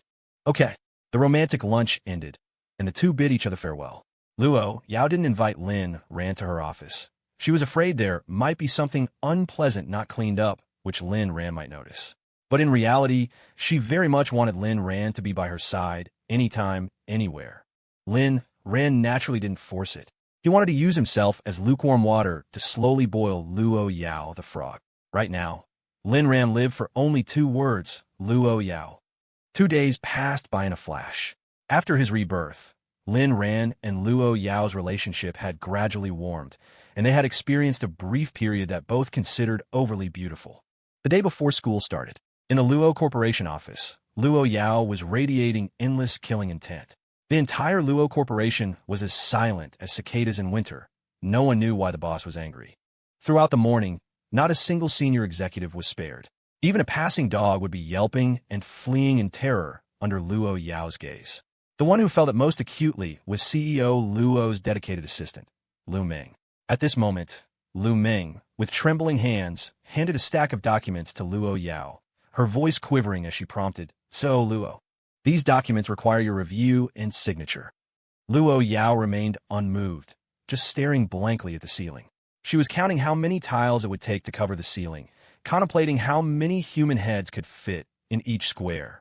How wonderful it would be if all these squares were filled with Lu Rushua's heads. It wasn't until she felt a bit thirsty and picked up the water cup on her desk that she calmed down slightly. She slowly touched the bracelet on her wrist, as if it were a switch that could regulate her emotions. Taking a deep breath, Luo Yao spoke coldly out. Lu Ming fled the office, as if escaping for her life. As soon as she returned to the assistant team's office, she was met by a senior executive delivering documents, followed by her pupils constricting in shock. "Sister Wang, if there's an issue, please punish me by law. Don't just give me documents." Wang Fong also felt a bit embarrassed. "I'm really sorry, Special Assistant Lu. This document is very important. CEO Luo needs to. If you want to die, go yourself. Don't drag me down with you." Wang Fong. Is CEO Luo really angry? What? Lu Ming. How would I know? But I feel like CEO Luo is in a terrible mood this time. You don't know. The temperature in CEO Luo's office just now dropped by at least 10 degrees. Wang Fong pushed the documents forward. "Then what do you suggest we do? This is a very important project." Lu Ming pushed up the black-rimmed glasses on her nose, looking thoughtful. "Perhaps. There's one person who could try." "Who?" Meanwhile, Lin Ran, who was busy overseeing the progress of his company, received a call with a puzzled look. Lu Ming rarely called him. This should be the first time since his rebirth. Although he hadn't saved Lu Ming's number, Lin Ran could still recognize it. Not many people use such a conspicuous 8,888 ending number. He worried something had happened to Luo Yao. "Assistant Lu, is something wrong?" Lu Ming was stunned. "How did you know it was me?" Lin Ran was also stunned. "You always call Luo Yao. I know your ending number." "Lu Ming, that makes sense. Come quickly. Something's happened to CEO Luo." Without a second thought, Lin Ran set off, asking about the situation as he went. However, Lu Ming kept hemming and hawing, not explaining clearly, only saying the situation was very serious. Lin Ran grew anxious. He didn't care about the reason anymore. He just wanted to see Luo Yao immediately. Because if anything happened to Luo Yao, he had to go. He absolutely couldn't let anyone bully his wife, even though he thought no one would dare bully his wife. I'm almost there. Should I go straight up? Lu Meng was stunned. So fast. Lin ran. I've been in the office building opposite your company all along. Lu Meng had a sudden realization. As a special assistant, she also had the task of reporting Lin Ran's movements. She naturally knew Lin Ran had started a company. Then come on up. Your fingerprint was registered by CEO Luo long ago. She said you can enter and exit the company at any time. She naturally knew Lin Ran had started a company. Then come on up. Your fingerprint was registered by CEO Luo long ago. She said you can enter and exit the company at any time. Lin Ran? How did he not know this? This was the first time Lin Ran had entered this building since his rebirth. He remembered Luo Yao's office was on the 88th floor. In his previous life, he had been brought here, tied up by Luo Yao's bodyguards, more than once. Slowly approaching, many people were coming and going on the first floor, and the security guards didn't stop him. Lin Ran's appearance made many people's eyes light up, especially some white-collar women, whose eyes seemed to be dripping with admiration. Lin Ran didn't go through the front desk, but walked directly to the dedicated elevator entrance. Security immediately came over to stop him. Sir, this is a dedicated elevator. Only CEO Luo and the assistant team are authorized to use it. Lin Ran nodded. I know, I can use it too. The security guard smiled. Sir, our CEO Luo has Miss Andre. She wouldn't hire a male assistant. If you're going to make an excuse, at least make a believable one. It seemed the security guard had misunderstood Lin Ran's meaning. Lin Ran couldn't be bothered to dawdle. He didn't know what had happened to Luo Yao and was very anxious. Fingerprint input, the elevator started operating directly. This petrified the security chief who was in the middle of calling for other security personnel. Radio, Old Lu, why aren't you talking? Old Lu, it's nothing, I think I was too young, inexperienced. Lin Ran got into the elevator and even nodded politely to the security chief, acknowledging his diligent attitude. The dedicated elevator was incredibly fast, reaching the 88th floor in no time. As the elevator doors slowly opened, Lu Meng was already waiting. Mr. Lin, you're finally here. Please come with me quickly. As she spoke, she handed Lin Ran a stack of documents and explained the situation. So, you called me over so urgently just to have me hand these documents to Luo Yao. Lu Meng nodded. Not just the documents. The key is that CEO Luo is very angry right now. Although no one knows why at this time, only you can soothe Luo's mood. Delivering the documents is just incidental. Saying this, she was about to push Lin Ran in, but suddenly stopped her hand. If CEO Luo knew her hand had touched Lin Ran, would these hands be chopped off? Although Luo Yao was only the boss of the Luo Corporation, those truly in the know understood that she was a genuinely ruthless woman. Others might not know about Luo Yao's psychopathic possessiveness, but Lu Meng knew it clearly. The daily updates on Lin Ran's movements reported by subordinates were always compiled and relayed by her first. Precisely because she knew, she was even more afraid. Lin Ran didn't notice Lu Meng's hesitation and walked towards Luo Yao's office on his own. Luo Yao was angry. His wife was in a bad mood. He had the responsibility and obligation to cheer her up. He knocked gently on the door. No response. Gripping the handle, he pushed lightly. The door was unlocked. He walked in quietly. No one. The office area was empty. The lounge was empty. Lin Ran was completely bewildered. Where was everyone? Was he here to comfort the air?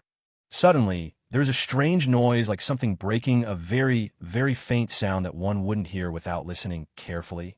Fortunately, Lin Ran's hearing was quite sharp, and he caught a hint of it. Lin Ran paused. Where's that sound coming from? He walked from the lounge back to the office area and discovered the sound was coming from behind the bookshelf. What was behind the bookshelf? The wall.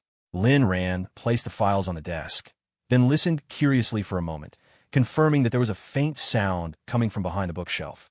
He knocked on the wall. It wasn't solid. There should be another room. He called out loudly, Luo Yao, are you in there? Lin Ran called twice, but heard no reply from Luo Yao. Just as Lin Ran turned to go out and ask Lu Meng, the bookshelf slowly began to move, revealing a gap large enough for one person. Luo Yao walked out from inside. After she emerged, the bookshelf automatically returned to its place. Seeing Lin Ran, her eyes held a trace of panic. I never expected this. A secret room in the office, hee hee. Wife, are you planning on hiding a beauty in a secret love nest? Luo Yao suppressed the small panic in her heart and asked, do you want to be hidden inside? Lin Ran actually nodded.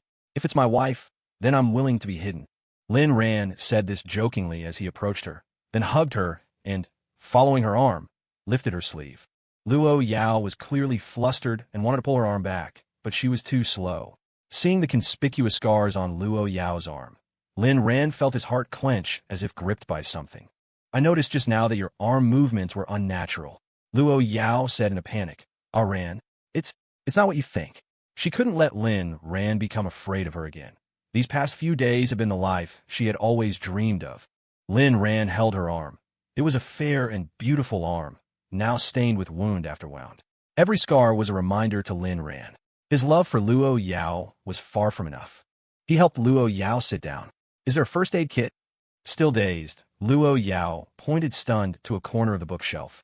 Lin Ran turned, picked up the first aid kit, then knelt in front of Luo Yao, gently lifting her arm. Don't move. The gentle action made Luo Yao feel somewhat dazed. As Lin Ran carefully applied disinfectant, Luo Yao didn't flinch from the pain. She simply lowered her head, watching Lin Ran, who was earnestly treating her wound. It's not your fault, it's mine. I haven't been a good husband. That's why you got hurt. Did you do these to yourself? Lin Ran suddenly seemed to understand why her leg had been injured last time, and he silently cursed himself for being so oblivious. Luo Yao's way of thinking was inherently different from ordinary people, and her behavior could sometimes be inscrutable. From a conventional perspective, Luo Yao was simply sick. Lin Ran didn't want to change Luo Yao, but he didn't want her to get hurt even more. This self-harming behavior filled Lin Ran with heartache and self-blame. Luo Yao remained silent. She even harmed herself. Would our Ran be afraid of her? A pleasant voice came. Does it hurt? Lin Ran looked up, his eyes meeting Luo Yao's. Their noses were almost touching, and they could feel each other's warm breath. The fearful look Lin Ran had imagined didn't appear. Instead, his eyes were full of heartache. Seeing Lin Ran's misty eyes, Luo Yao quickly said, It doesn't hurt. Our Ran, don't cry. After Lin Ran finished bandaging her arm, he didn't get up. Like a child, he hugged Luo Yao, resting his head quietly against her stomach. If you have any grievances, I'm the one you should hurt. If you ever want to hurt yourself again, please let me bear it with you. Okay? My heart really hurts. Luo Yao's hand rested on Lin Ran's head. She closed her eyes, and a single crystalline tear trickled down. She didn't want to agree with Lin Ran, but she still said, Okay. Our Ran wasn't afraid of her. He wasn't scared. He felt her pain. The two embraced like this for a long time before Lin Ran slowly released Luo Yao, looking at her slightly red eyes. So she could cry. She was also a woman. She wasn't a heartless machine. She was his wife, Lin Ran's. Can you tell me the reason? It's okay if you don't want to say. Lin Ran tried his best to be considerate of Luo Yao's emotions. Luo Yao was silent for a moment. You're starting school tomorrow. I so desperately want to lock you by my side, but I don't want to do that. I'm so conflicted. I feel like I'm going crazy, so. Lin Ran. So you hurt yourself to calm down? But why? We can see each other every night. Why would you do that? Luo Yao looked at Lin Ran and said seriously, Because of Lu Ruxue, I'm afraid you'll leave me after seeing her. The moment I think about you going to her, I feel like I'm suffocating. I just want to kill both you and Lu Ruxue. I want to rip out my heart and show it to you. Understood. Lin Ran understood everything. In the eyes of outsiders, Luo Yao was a powerful and ruthless female tycoon, an emotionless machine. But she also had her most vulnerable spot, one could even say a flaw, which was him. Her mind was so sensitive it was like a bundle of exposed nerves. The slightest touch would resonate with demons. Luo Yao, look at me. I'm your husband. That Lu Ruxue is just a piece of shit I stepped in during my life. You're the only lover in my eyes. I won't love anyone else. So, please rest assured, no one will snatch me away from you. And I will never leave you. I won't allow you to abandon me either. Luo Yao's mind was a mess, but Lin Ran's words gave her a great sense of security. Perhaps she needed to try to make a change. She wanted to try to truly trust Lin Ran. Okay, I believe you. Lin Ran felt the change in Luo Yao and made a resolution in his heart. He must give Luo Yao the utmost tenderness, heal her heart in the most profound way. As for Lu Ruxue, he had to deal with her quickly, or she would forever be a thorn in Luo Yao's heart. After coaxing her for a while, he finally saw that possessive look in Luo Yao's eyes again. Lin Ran knew this was the normal way Luo Yao looked at him. The fragile, demure woman from just now was merely a fleeting glimpse of her inner vulnerability. Wife, that secret room. Luo Yao, Ran, next time. Next time I'll definitely take you in, okay? Lin Ran. You're not really hiding someone in there, are you? Luo Yao. No, it's just some of my little secrets. I'm not ready for you to go in yet. Lin Ran showed a charming smile. All right then, but I'm angry. I need to punish you. Luo Yao thought for a moment. Then punish me. After we go home, you can punish me however you want.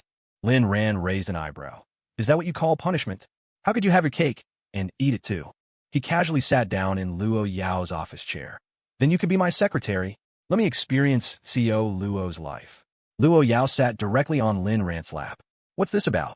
Luo Yao's fingers slowly rose, incessantly tracing Lin Ran's chest. The boss is so handsome, and I don't think I'm so bad myself. So if there's work, the secretary does it. If there's no work, Lin Ran casually picked up the file Lu Meng had just given him. Well, there's work now. Secretary Luo, please review this document. Luo Yao took the file with a questioning look, glanced at it, then quickly signed it, all while sitting on Lin Ran's lap. Boss, it's been reviewed. Please take a look. Suddenly, a knock on the door. Both of them froze. A murderous glint flashed in Luo Yao's eyes. Come in. Lu Meng carefully pushed open the door. CEO Luo, that file. Luo Yao tossed the file over, and Lu Meng caught it accurately. Thank you, CEO Luo. Closing the office door, Lu Meng let out a long breath. It seems CEO Luo's temper had mostly subsided. Oh my god, just now, Lin Ran was actually sitting in CEO Luo's chair, and CEO Luo seemed to be sitting on his lap? Wow. What a bombshell piece of gossip. Exciting, yet disappointing. Such huge news, and she couldn't even share it. Sigh. Wang Fong. Assistant Lu, all settled? Lu Meng listlessly handed the file to Wang Fong. Take this down to the operations department. Wang Fong opened it, looked, and said excitedly, It really had to be you, Assistant Lu. None of us dare to appear before, so, Luo now. Lu Meng shook her head. It had nothing to do with me. It was all Lin Ran. He cheered CEO Luo up. Right now, CEO Luo is even sitting on his lap, flirting with him. Wang Fong. So who exactly is Lin Ran? As if remembering something. Could it be that handsome young man from the video conference that day? You're saying there. Oh my heavens. Is it that scandalous? Lu Meng quickly covered Wang Fong's mouth. Are you trying to get yourself killed, being so loud? I wouldn't have told you if I'd known. Wang Fong was also palpably scared. Right. I'll get back to work then. Thanks for the reminder, Assistant Lu. Lu Meng, you'd better keep your mouth shut about this. If anyone finds out you're the one who spread it, I guarantee I won't be there to collect your body. Wang Fong. Understood. After delivering the file, Wang Fong returned to her workstation and started fidgeting restlessly. This feeling of knowing a huge piece of gossip, but not daring to share was too unbearable. She turned to her colleague beside her. Xiao Zhang, can you give me a cup of coffee? I'll tell you a secret. Xiao Zhang immediately perked up and went to make coffee without a second word. Back in the office, after Lu Meng left, Luo Yao looked back and froze on the spot.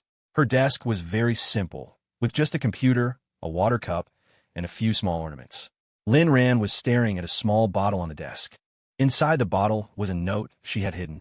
Lin Ran curiously picked up the bottle. Without a word, Luo Yao snatched it away and put it aside. Lin Ran, wife, I've noticed you have a lot of secrets lately. Luo Yao. Ran, do you really want to see it? If Lin Ran wanted to see it, Luo Yao wouldn't stop him, but she felt a little conflicted. Lin Ran noticed Luo Yao's hesitation and didn't plan to make things difficult for her. If you want to show me, I'll look. If you don't, I won't. Luo Yao immediately put away the small bottle, blinking her beautiful eyes, and said, I'll let you know what's inside when the time is right. Lin Ran sighed on the surface, but internally, he hadn't compromised at all. It was just a small bottle, wasn't it? He had 100 ways to see it. As long as he came to the office more often, he would discover all her little secrets sooner or later. Lin Ran wanted to see just how many little secrets this usually icy Luo Yao actually had. Ran, I still want to be your secretary. Lin Ran, I didn't expect Secretary Luo to be so enthusiastic. From the office to the lounge. Of course, because it was inconvenient for Luo Yao, the two didn't take things any further. Luo Yao. Ran, do you want to be the real boss of Luo Corporation? How about I give Luo Corporation to you? Lin Ran was startled and quickly shook his head. I don't want to. If I become a boss, what will you do? Luo Yao revealed a charming smile. I'll continue to be your secretary. Lin Ran smiled helplessly. Stop joking.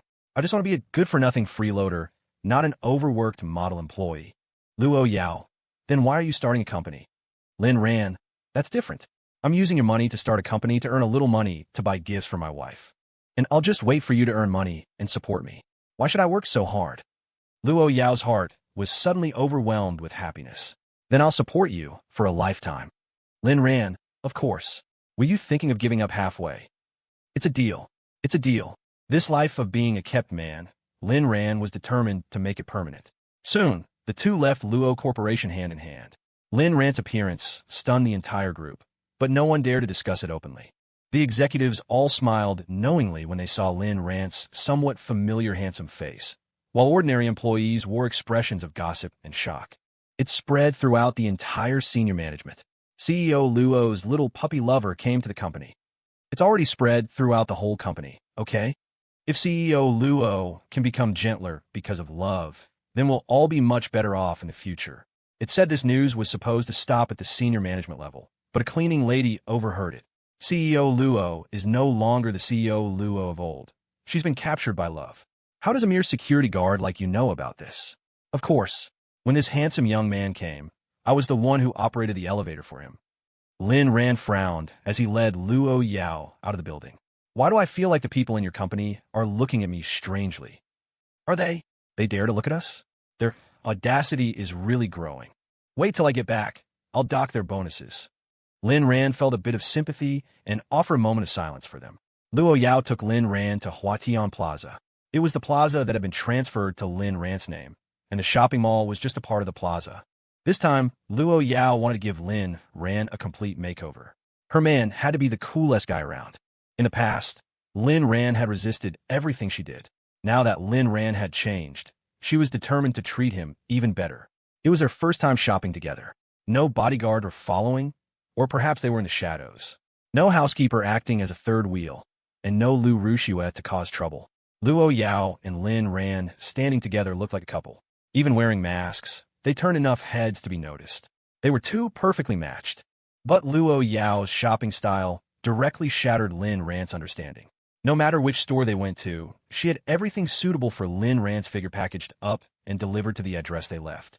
From inside to out, from watches to underwear, she even bought over 100 belts. And facing Luo Yao, who was constantly swiping her card, Lin Ran's mouth was wide enough to fit an egg. Is this how a top table shops? So cool. Lin Ran, let me emphasize again, husband is a feeling. Luo Yao's actions quickly reached the ears of all the mall staff. Many of them also knew that the handsome young man was the recently changed owner of the plaza. And the girl was Luo Yao, the female chaebol feared throughout the entire Kyoto business district. Although the mall was under Lin Ran's name, the stores were all tenants, which was normal for large shopping malls. So, every storefront eagerly awaited their grand arrival. After all, if the two of them came in, it meant a large commission. However, Lin Ran really felt it was too much and persuaded her for a long time before she stopped. Luo Yao then took Lin Ran into a beauty salon. This is a place for women. What's a big man like me doing here? Didn't you say you'd listen to me? All right. After a spa and all sorts of miscellaneous treatments, Lin Ran finally walked out of the mall. Ran, remember, only I have the ability to spend so much money on you. Can anyone else spend this much money on you? Can they buy you so many things? Can they make you this handsome? Lin Ran quickly shook his head. Indeed, they couldn't. Did Luo Yao want to use money to make him submit? Wife, I find you so manly, especially when you're paying. Luo Yao, you can't outman me. No need to feel inferior. 10,000 points of critical damage. Luo Yao saw a cold drink shop and casually asked, Ran, do you want ice cream? Lin Ran quickly shook his head. You can't eat that. You're on your period. Luo Yao smiled, a happy smile. It was the first time Lin Ran had seen such a smile on Luo Yao's face, as if the world was melting. Then let's go eat dessert. I've never eaten dessert from outside before. Okay. Arriving at the dessert shop, men in black appeared from nowhere and cleared the place. Not many, just a wad of cash per person. No words needed, a single glance, and everyone obediently took the money and left. Luo Yao, can anyone else let you enjoy this kind of exclusive service? Lin Ran was a little speechless. Really can't. After all, others aren't so inhumanely rich. The staff in the dessert shop served these two, trembling. Lin Ran, which one do you want to eat? Luo Yao, I've never eaten dessert from outside. Which one does Ran want? Lin Ran thought to himself, truly a chaebol princess. She hadn't even eaten the most common desserts. Lin Ran, then pick based on your feeling. Lin Ran rarely ate dessert either. The only time was when he accompanied Lu Rushue. Luo Yao pointed to a dessert. I want this tiramisu. Aran, you pick one too. Lin Ran looked, then asked, which one is your second choice? Luo Yao, eating too much dessert will make me fat. Does Aran like a fat me? Lin Ran, I do. Luo Yao, how about this strawberry cheesecake? Lin Ran said to the waiter, we'll take these two. Sitting in a very comfortable spot on the second floor, Lin Ran first fed the little devil. Luo Yao, it tastes pretty good. As she spoke, she looked at the strawberry cheesecake in front of Lin Ran. Lin Ran showed a doting smile, broke off a piece of the strawberry cheesecake, and fed Luo Yao a bite. Luo Yao swallowed it contentedly and savored it carefully. She usually wasn't picky about food, but recently, because Lin Ran fed her, she savored every bite carefully. She felt her body starting to change. At least she wasn't as thin and weak as before. Luo Yao, feeling the taste of happiness, also scooped a spoonful and brought it to Lin Ran's mouth. The two of them fed each other, bite for bite. There's a sticky note wall here. Let's write something. Lin Ran tore off 2 sticky notes, handed one to Luo Yao, and held one in his own hand. Luo Yao, it's a bit boring, but if our Ran likes it, I'll just write something. Luo Yao, our Ran always with me. Lin Ran, always with Luo Yao. When the two of them stuck their sticky notes on the wall together, they looked at each other and smiled. Luo Yao, I know a place with 18 kinds of torture instruments, specifically for punishing those who break their word to me. Lin Ran, then I'll never have the chance to see it in this lifetime. After leaving the dessert shop, Lin Ran went to buy a cup of milk tea. Lin Ran, I specially ordered it without ice. They say girls like to drink it, you try. Luo Yao, does Lu Rushue like to drink it? Lin Ran, not knowing whether to laugh or cry, said, she only likes to eat shit. Can we please stop mentioning her? Luo Yao tried a sip. It tastes pretty good. You drink some too. Her first time tasting milk tea, her first time eating dessert from outside, Luo Yao was truly a little surprised by the taste of these things. Looking at the milk tea handed to him, Lin Ran didn't hesitate and also took a sip. Luo Yao enjoyed the feeling of the two of them sharing a cup of milk tea, using the same straw. This kind of ambiguous, indirect kiss seemed to make one shyer. Compared to lovemaking in bed, it was a completely different feeling. But this was also Lin Ran's deliberate little trick of buying only one cup. Ending today's date, this was the happiest date Lin Ran had ever had in his past and present lives. Although they were simple things, as long as he did them with Luo Yao, they felt very meaningful. This kind of love was a feeling, not an action. It turned out that whether a person was happy or not depended on who they were with. In his previous life, Lin Ran had accompanied Lu Rushue and his family, but all he felt was inferiority. In this life, in front of Luo Yao, he felt only happiness and satisfaction. For Luo Yao, this was also a very unforgettable afternoon for her. At night, I'll take you to school tomorrow when it starts. You're not allowed to look for Lu Rushue. I definitely won't look for her, but we're classmates. Not starting tomorrow. Lin Ran was stunned for a moment, then smiled and readily agreed with Luo Yao. Okay, I won't look for her. If she comes looking for me, I'll curse her fiercely and humiliate her. Luo Yao pointed to her own eyes. Remember what you said. I'll be watching you at all times. Lin Ran, of course, like the camera on a clock. Luo Yao paused, then said coldly, so you knew. Lin Ran smiled and reached out to flick Luo Yao's nose. It should be said that I like being watched by you at all times. If you're worried, you could put tracker on me. Don't domineering CEOs in novels always do that? Luo Yao already did 3 years ago. Lin Ran was completely dumbfounded. No wonder she could always find him no matter where he was. Even if he died and was buried, she could still find him. So that was the reason. Luo Yao, will you blame me? Lin Ran answered seriously, no. This way, even if I die, you'll find me. Luo Yao, if our Ran dies, I will definitely accompany you. Whether it's heaven or hell, you belong only to me. A promise is a promise. Never go back on it. Opening day of school. As the country's top institution of higher learning, Kyoto University's opening day was naturally bustling with excitement. Lin Ran also officially became a senior. Countless students, overcoming obstacles step by step, walked through the gates of this prestigious school, chasing their dreams. Even so, there are also some students who got in through other means. For example, Lin Jian, and for example, Lu Rushue. Back then, Lin Tianba had built a teacher's dormitory in the name of the Saran Group in exchange for 2 admission quotas, one for his younger son Lin Jian, and one for Lu Rushue. As for Lin Ran, he had gotten in on his own merit. Today, Lin Tianba personally drove his son and niece to school. Just as they reached the school gate, they saw an ultra-luxurious Rolls-Royce approaching, scaring Lin Tianba into quickly making way for the big shot. Lin Jian hadn't gone out these past few days because his bruised and swollen face from the beating Lin Ran and his men gave him hadn't fully healed, and he didn't want others to know. The last time he went to the restaurant, he had privately arranged to meet a lawyer to consult on some issues, but ended up running into Lin Ran. Fortunately, he had mostly recovered now and no longer needed to wear a mask. After the luxury car incident last time, Lu Rushua hadn't returned to school either because it was too embarrassing and the campus forum was full of posts about her and Lin Ran. Fortunately, most students were rational, at most labeling her a materialistic girl. Furthermore, Lin Ran no longer pursuing Lu Rushua and humiliating her with a luxury car made her feel unable to hold her head high. She hadn't told Lin Jian about this, let alone Lin Tianba. Lin Tianba made way, and Lin Jian and Lu Rushua also noticed the luxurious Rolls-Royce. They were all wondering which family's young master or princess was coming to Kyoto University. Then they looked at the license plate number, Jing A00001. Lin Tianba, this is the Luo family's car? Others might not know, but Lin Tianba, being somewhat accomplished, naturally knew about it.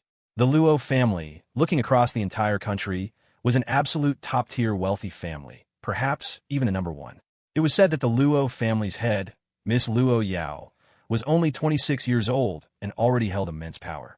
This young lady's path to power was truly legendary. Lost at 5, found at 18, after returning to the family, everyone thought she was a little girl who could be easily bullied. Unexpectedly, Luo Yao single-handedly took down the entire Luo family. The first step was patricide and matricide. Her several older brothers were either dead or disabled. After gaining control, she even kicked her own paternal uncles out of the Luo Corporation, their whereabouts still unknown.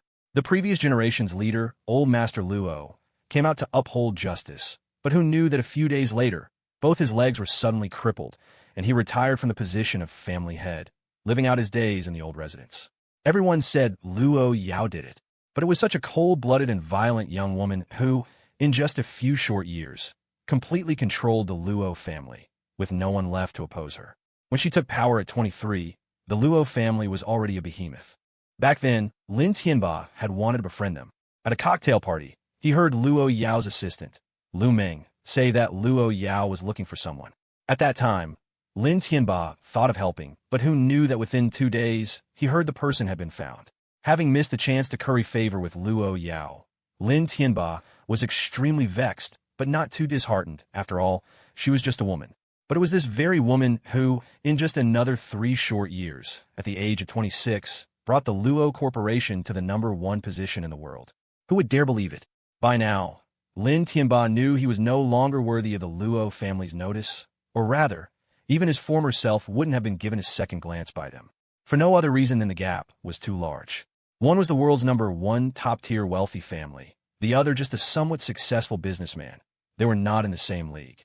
But now, someone from a Luo family was actually attending the same school as his son, and Lin Tianba couldn't help but have ideas.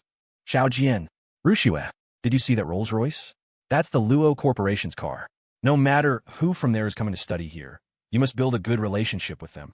If you can win their favor, our entire family will take off, understand? The two nodded in unison. However, when the 3 of them looked towards the slowly opening door of the Rolls-Royce, they were all stunned. Lin Ran. After Lin Ran got out of the car, not only were Lin Tianba and the other 2 dumbfounded, but everyone at the school gate was also astounded.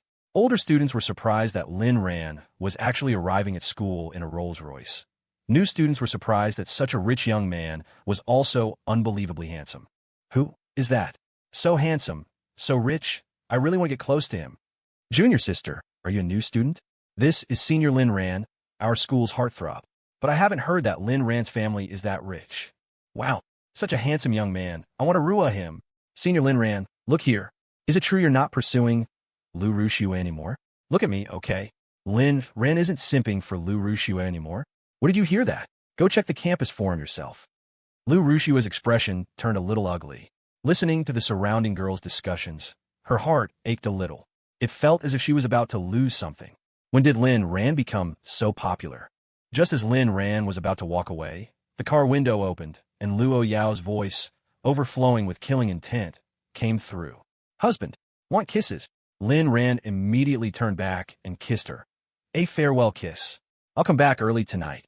Luo Yao, having received her farewell kiss, was very satisfied and coldly swept her gaze over the surrounding students. She was making a show of power and also making an announcement. This man is mine. None of you touch him.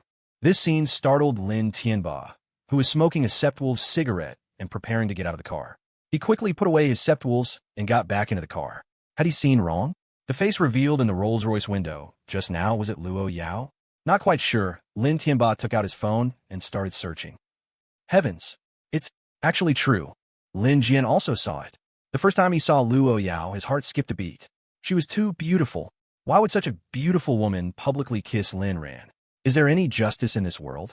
Lin Ran was just the most disliked outcast of the Lin family, while he himself was the Lin family's treasure. Lu Rushue's face was deathly pale. The woman she had met twice had left too deep an impression on her. Every time they met, Lu Rushue felt as if she could be killed by this woman at any moment. Dad, Big Brother actually kissed that beautiful woman in public. Isn't that somewhat damaging to our Lin family's reputation? Lin Tianba glanced at Lin Jian without speaking. Sensing Lin Tianba's mood, Lin Jian quickly changed his tune. It's all my fault. I usually don't care enough about Big Brother, and I didn't realize he was so detrimental to our family's morals. It's my fault. Dad, don't make things difficult for Big Brother. Just let him kowtow and admit his mistake to you, and then forgive him. And don't hit Big Brother. Hitting him hurts my heart too. Lin Tianba sighed. Xiao Jian, you're just too kind. That's why he bullies you. He's already forcing me to hand over the dividends. Even if this unfilial son kneels and kowtows to apologize, I can't possibly forgive him. He has lost me as his father forever. Lin Jian, Dad, don't blame Big Brother. We don't even know who the woman in the car is. Suddenly, a flash of inspiration struck Lin Tianba. Xiao Jian, Dad has something to tell you. He then leaned close to Lin Jian's ear and whispered something. Lin Jian's eyes gradually widened in shock, then slowly filled with excitement. Lin Tianba naturally wanted Lin Jian to get close to Lin Ran, and then through Lin Ran, get close to Luo Yao. It would be best if he could gain Luo Yao's attention, or even stay by her side. Lin Ran, that beast, was just a little handsome. Even if Luo Yao really had something going on with him, it was merely because she was attracted to his face. In terms of excellence, his younger son Lin Jian was his pride. Even if it failed in the end, he could still go to Lin Ran and get some benefits through him, right? He was his biological father. What could Lin Ran do to him? It was perfectly reasonable for him, as the father, to get a share of the benefits obtained from the Luo family. I brought you into this world, so you should be eternally grateful to me. Lin Tianba, naturally, understood this principle that even a dog would know. After receiving his orders, Lin Jian thought of something else. He and Lu Rushue walked into the campus, talking about something. Following that, Lu Rushue's eyes gradually widened in shock, then slowly began to fill with excitement. Lin Jian quietly pinched Lu Rushue's butt. "Oh, not bad. Sometime, cousin will help you check your body." Lu Rushue said shyly. "Brother Lin Jian, you're so bad. You wanted to find Lin Ran. Aren't you jealous?" "Lin Jian, go ahead. I believe you can protect yourself. As long as Lin Ran is with you, I believe that young lady won't let him off either." Lu Rushue. "So, you're not jealous?" She also knew that her relationship with Lin Jian could never be made public. Lin Ran was indeed a good choice to divert attention. Moreover, Lin Ran had become handsome and rich. Even if they really got together, it didn't seem impossible. Handling two brothers alone, just thinking about it was exciting. It was more accurate to say that she originally wanted to get close to Lin Ran, rather than Lin Jian telling her to seduce him. On the first day of school, many senior students volunteered to welcome new students, busy with club recruitment and other matters. But Lin Ran didn't want to waste time on this. He went straight to find his best friend. Opening the long unopened dormitory door, Wu Zhishang was actually still asleep, and the other two roommates hadn't returned to school either. Old Wu, he didn't wake up. Son, still not waking up.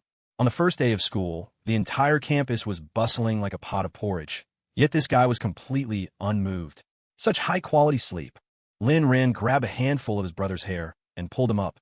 Wu Zhishang woke up immediately from the pain. Wu Zhishang looked dazed, staring at the handful of hair in his brother's hand, lost in thought. Then he touched his own head. "But, sorry, old Wu. Who told you to sleep so soundly?" Wu Zhishang took a deep breath, flicked his non-existent bangs, suppressed his anger, and thought to himself, close brother, close brother. This is my brother whom I grew up with, sharing pants. I'll endure it. You handsome man, I'm warning you. You better have something important, or I'll pretend you said nothing. Lin Ran was also a bit embarrassed. He hadn't expected to make Wu Zhishang's already sparse hair even worse. Old Wu, how's the company doing now? Wu Zhishang looked smug. The renovations are done.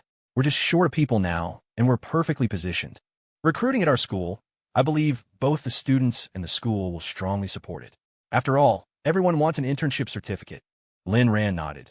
Then let's find an opportunity to talk to the principal. Of course, we don't just want anyone, like Lu Rushue, for example. Wu Zhishang made an okay gesture. OJBK. I heard Lu Rushue interned for a whole summer and didn't even get an internship certificate in the end. It's hilarious. It seems she was fired directly for seducing her superior. Lin Ran was stunned, thinking to himself, this is really big news. Wu Zhishang, just thinking about having to see this scumbag woman often makes me angry. Lin Ran, after today, she won't be in our class anymore. Wu Zhishang. At this moment, in the academic advisor's office area, Lu Rushue looked shocked. Why? There's no why. Starting today, you are no longer a student in the finance department. The principal has arranged for you to go to the foreign languages department to study Burmese. Lu Rushue looked incredulous. Are you kidding me? Why do you have to change my major? This is tyranny. I'm going to report you to the Education Bureau. The academic advisor looked disdainful. He hated students who got in through connections the most. Suit yourself. But before that, I'll also have the leaders of the Education Bureau investigate how a poor student like you got into Kyoto University. This. How can you do this?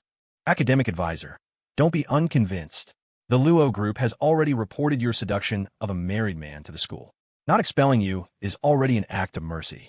If you don't want to change your major, then I can only apply to the principal to expel you. Lu Rushue. I'm innocent. You guys are 2-1. All right, I'll go study Burmese.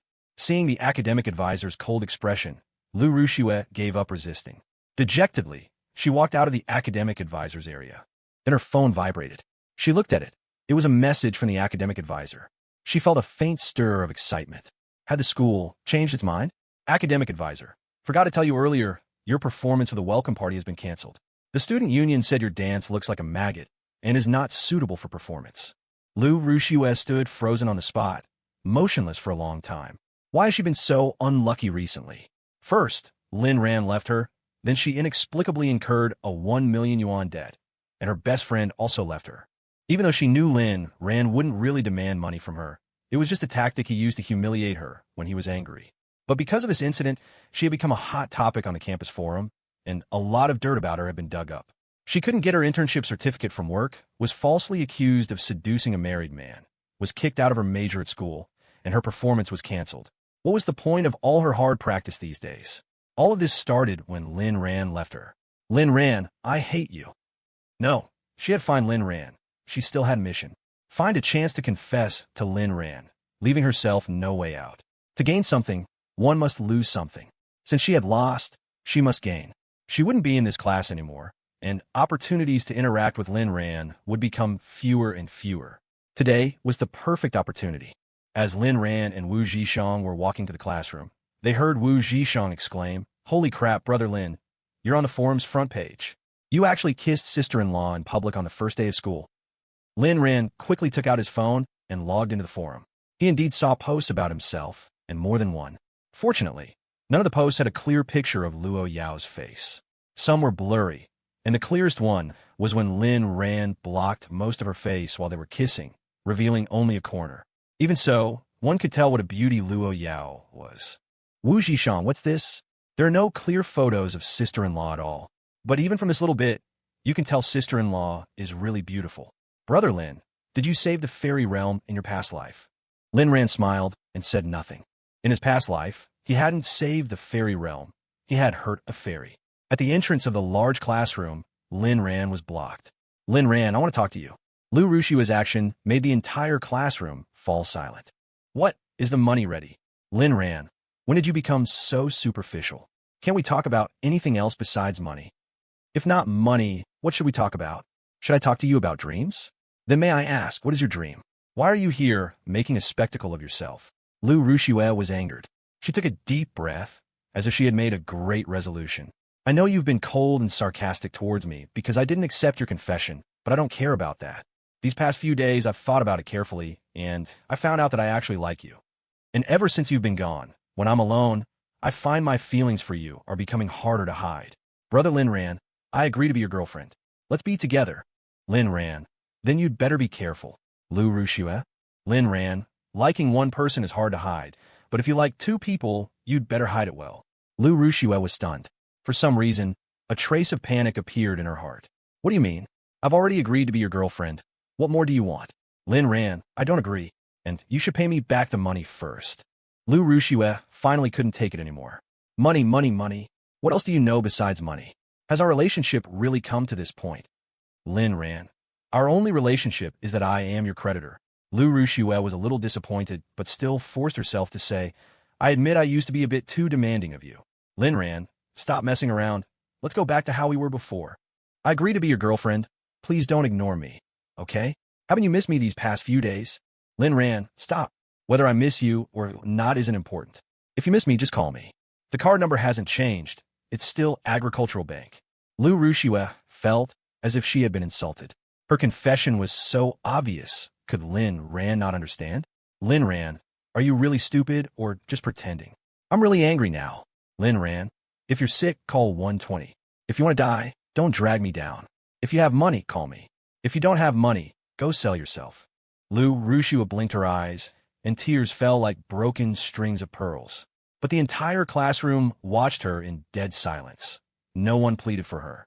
If this were before, at least a few simps would have come over to condemn Lin Ran, but things were different now. Damn, Lu Rushue is so shameless. Lin Ran already posted on his moments that he's married, and she's still pestering him. Isn't this typical homewrecker behavior? It's not really married, right? Just got a certificate. Maybe the certificate is a picture found online, specifically to provoke Lu Rushue. I saw today that Lin Ran came in a luxury car, and there was a beautiful woman inside. It's very possible Lin Ran is being kept. It shouldn't be that bad, right? Lin Ran doesn't seem like someone who would compromise for money. Regardless of whether it's true or not, Lu Rushue's act of confession is still quite surprising. Hearing the whispers of gossip, Lu Rushue's eyes widened, looking at Lin Ran in disbelief. Lin Ran, you married? Lin Ran shrugged his shoulders. Can I be? Lu Rushue, let me tell you, if you want to be a homewrecker, find someone else. If you want to pay back the money, then come find me. Lu Rushue ran away, sobbing. Only then did she realize that Lin Ran had posted on his moments. But she was no longer in his circle. She was in his blacklist. As Lu Rushue ran off, the classroom became noisy again. A few people occasionally glanced at Lin Ran, and some, bursting with curiosity, couldn't help but come over and ask him. Before Lin Ran was sure of Luo Yao's thoughts, he didn't plan to reveal who his wife was. He only told his classmates that he was indeed married, but no one knew who his wife was. The young girls in the class were heartbroken, but some also thought Lin Ran was just pretending. He was playing hard to get a provoke Lu Rushue. After all, Lin Ran's previous image as a simp was too deeply ingrained. Lu Rushue returned to the dormitory and cried alone under her blanket. She felt like Lin Ran truly didn't care about her anymore, and she couldn't accept it. Hua Haney pushed open the dormitory door and immediately noticed Lu Rushue with her eyes swollen from crying. Remembering her previous backstabbing behavior, she actually felt a little embarrassed. Rushue, last time it was just a delaying tactic. After all, if it were just you, Lin Ran wouldn't really make you pay. But if it were the two of us, Lin Ran would definitely make me pay. You understand me, right? After all, we're best friends. Lu Rushue stared blankly at Hua Haney, unsure if she was telling the truth. But you haven't given me an explanation for so many days. Hua Haney, wasn't it because my dad called me home for a blind date? So I never got around to it. Lu Rushue accepted Hua Haney's explanation, and the two sisters made up as if nothing had happened. How did your blind date go? Not great. Those men were all either ugly or subpar, not even as good as your Lin Ran. At the mention of Lin Ran, Lu Rushue's eyes reddened again. Rushue, what's wrong? Did Lin Ran bully you again? Lu Rushue cried, even louder. Lin Ran. He seems to be married. He doesn't want me anymore. Hua Haney's eyes widened. Nanny. After Lu Rushue explained for a while, Hua Haney smiled. Rushue, don't worry. I dare say Lin Ran must be lying to you. Lu Rushue? Hua Haney, think about it. Lin Ran has always been head over heels in love with you. How could he just let go so easily? It's just that he's gotten smarter now and wants to play hard to get. He drives luxury cars, pretends to be rich. Although I don't know where his money came from, all of this must be to provoke you, to make you realize his good qualities. Plus, you always spent his money in the past, but never agree to be with him. He's resentful, so that's why he rejected you today. Realization dawned on Lu Rushue. Lifting her head, she remembered the woman who had kidnapped Lin Ran. Could it be because of that woman that Lin Ran didn't dare get too close to her? It must be. Brother Lin Ran couldn't possibly not like her. He must have been coerced. It was even more impossible for him to marry someone other than her. Boo-hoo-hoo. Lin Ran started lying just to provoke me. I only spent his money to motivate him to work harder and improve. How can he be so foolish, not understanding anything? Hua Haney looked at Lu Rushue as if she were an idiot. If it weren't for getting closer to Lin Ran, she wouldn't want to continue being best friends with this low-IQ woman. These past few days, she had also used her cousin at an insurance company to investigate. Lin Ran was indeed the owner of that Koenigsegg. Not only that, Lin Ran actually had dozens of luxury cars under his name, the cheapest of which were worth several million. Learning this, Hua Haney was also startled. Now, Lin Ran's indifference towards Lu Rushue looked absolutely genuine to her. Lin Ran truly didn't like Lu Rushue anymore. Then, couldn't she try to take her place? Lin Ran was so handsome, so rich, so outstanding. He had it all, tall, rich, and handsome. If you, Lu Rushue, don't cherish him, I certainly will. Knowing him for so many years, never even letting him hold your hand, only knowing how to spend his money. You have a nerve. Puffed. Scumbag woman. It's okay, Rushue. You're the most innocent girl I've ever met. You'll definitely be able to make Lin Ran fall for you again. Thank you, Nini. You're right. Lin Ran loves me so much, he must be lying to me. Nothing to thank me for. Who made us best friends? Afternoon, principal's office. Principal Tang was contacting his former students to see if he could use his connections to arrange some internship positions at various companies. Companies these days were increasingly struggling. Large corporations monopolized, making it hard for small companies to get ahead. Positions at large companies were highly sought after, and small companies didn't want to waste costs, making it increasingly difficult for current university students to find jobs. Even at Kyoto University, a top institution, many students were unable to find jobs. This wasn't what he, as the principal, wanted to see. Adding to that, the library was aging, funding approvals from above were delayed, and various troublesome matters required him, the principal, to handle them personally. Only 50 years old, yet his hair was already completely white. Knock, knock, knock. A knock on the door. Come in. Seeing two students enter, the principal looked puzzled. You too? What can I do for you? 10 minutes later. Principal Tang. You said you founded a media company and want to recruit some students from the school? Lin Ran nodded. Principal Tang immediately beamed. Of course you can. This not only provides talent for you, but also helps our school create job opportunities. Students had done this in the past, but the results were never satisfactory. I wonder how many positions you can offer.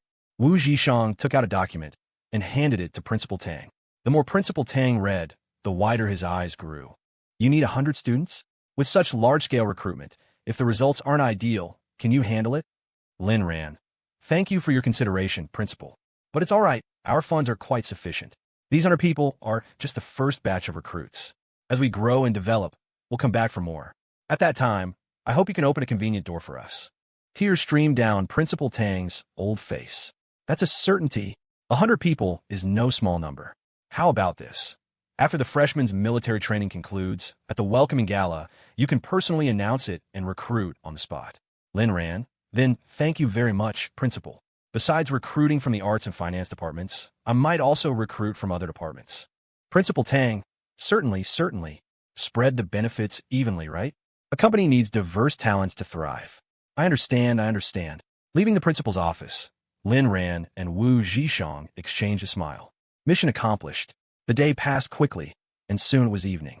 In the morning, Luo Yao had personally driven Lin Ran to school. In the evening, Lin Ran left driving the Koenigsegg. This scene left many students dumbfounded. They all became very curious about Lin Ran.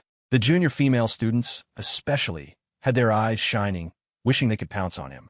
From this day on, Lin Ran became the bona fide young master of Kyoto University. Coupled with his existing fame, countless students were paying attention to him.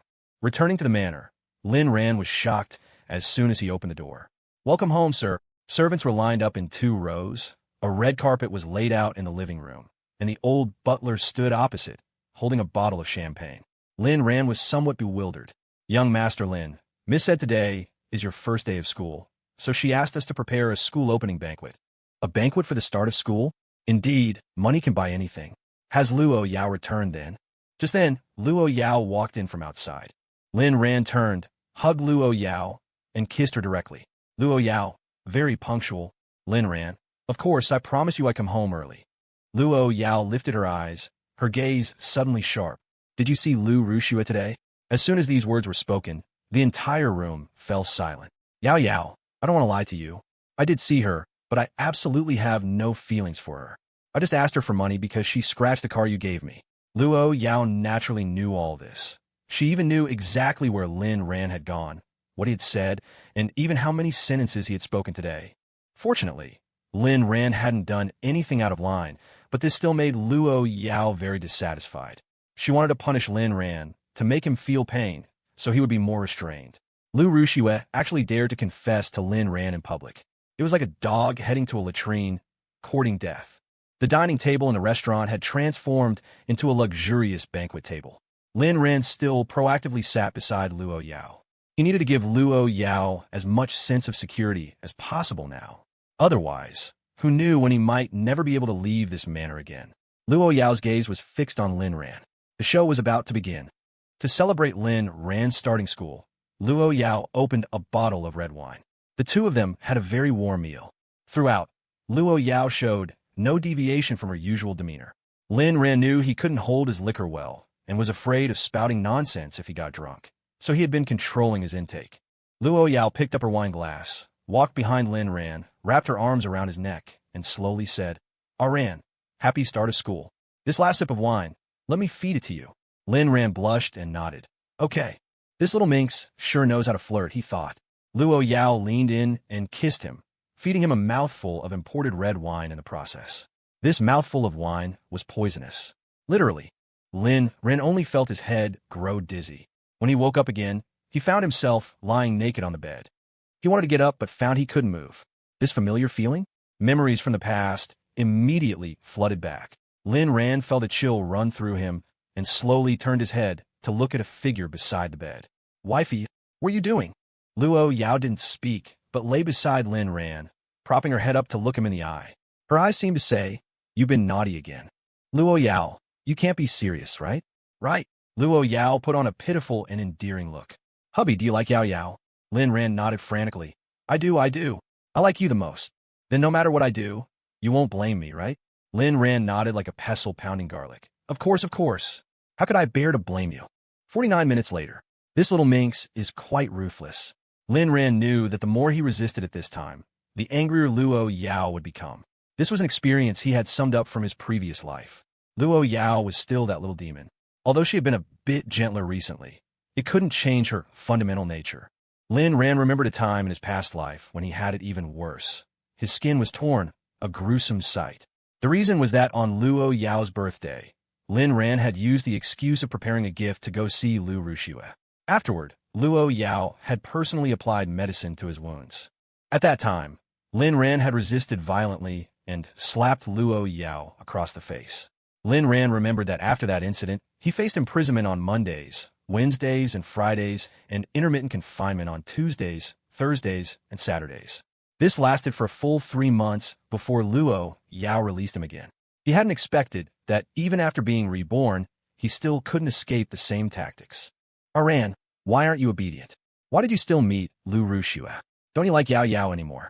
Lin Ran took a breath. The past few moments had left bloody marks on his body. Of course I like you. I really dislike Lu Rushue, but she always suddenly appears in front of me. I can't help it. Actually, it would be more practical for you to deal with her directly. Luo Yao pulled Lin Ran up, forcing his face close to hers. I've been dealing with Lu Rushue for a while now. Ran, we're the same kind of people. We both enjoy slow torture. But I can't tell if you're being real or acting in front of me, and I don't want to know. I just want to warn you. If you dare do anything to betray me, you will die a miserable death, and Lu Rushue will die an even more miserable one. Don't think I'm joking with you. When I get serious, even I scare myself. Lin Ran wasn't intimidated by Luo Yao. The current Luo Yao, in his understanding, was having an episode. Lin Ran's understanding of Luo Yao wasn't limited to this life, but also encompassed his previous one. In his past life, Luo Yao was mostly restrained. She liked to cling to him, control him, possess him, but occasionally she would genuinely go mad. Of course, every time she went mad, it was because he had done something to anger her. After going mad, Luo Yao would then try to coax him or disappear for a few days before reappearing. Once, after a particularly crazy act, Luo Yao had told Lin Ran the truth. She just couldn't control herself, especially after Lin Ran tried to escape. She couldn't stop herself from wanting to do those terrifying things. Back then, Lin Ran hadn't understood and had simply regarded Luo Yao as a demon. After being reborn, he began to accept Luo Yao, love Luo Yao, and understand Luo Yao. Gradually, he discovered that Luo Yao might have a dual personality. When she was good, it was her love for him. When she was bad, it was her venting her hatred for him. So, the last time he saw Luo Yao harming herself in the office, Lin Ran immediately guessed why she was doing it. He had hurt Luo Yao. This was what he owed her. Moreover, this time Luo Yao had already been very good to him, at least much better than before. If it were like the old times, he knew better than anyone what the consequences would be. Lin Ran's neck was being choked by Luo Yao. He could feel her breath, see her eyes, hear her heartbeat. She lacked love, so he would give her love, endless love. I'm telling you seriously too, the only person I love is you. You can hit me, curse me, I won't get angry. Even when you want to vent, I hope the one who gets hurt is me, not you, just like right now. But if you suspect I'd do anything to betray you, then I can only say, absolutely impossible. Come on, if this makes you feel better, then go ahead. Luo Yao looked at Lin Ran doubtfully. Are you serious? Lin Ran's heart stirred. Of course. Hey sis, why aren't you playing by the book? You're getting addicted to this, aren't you?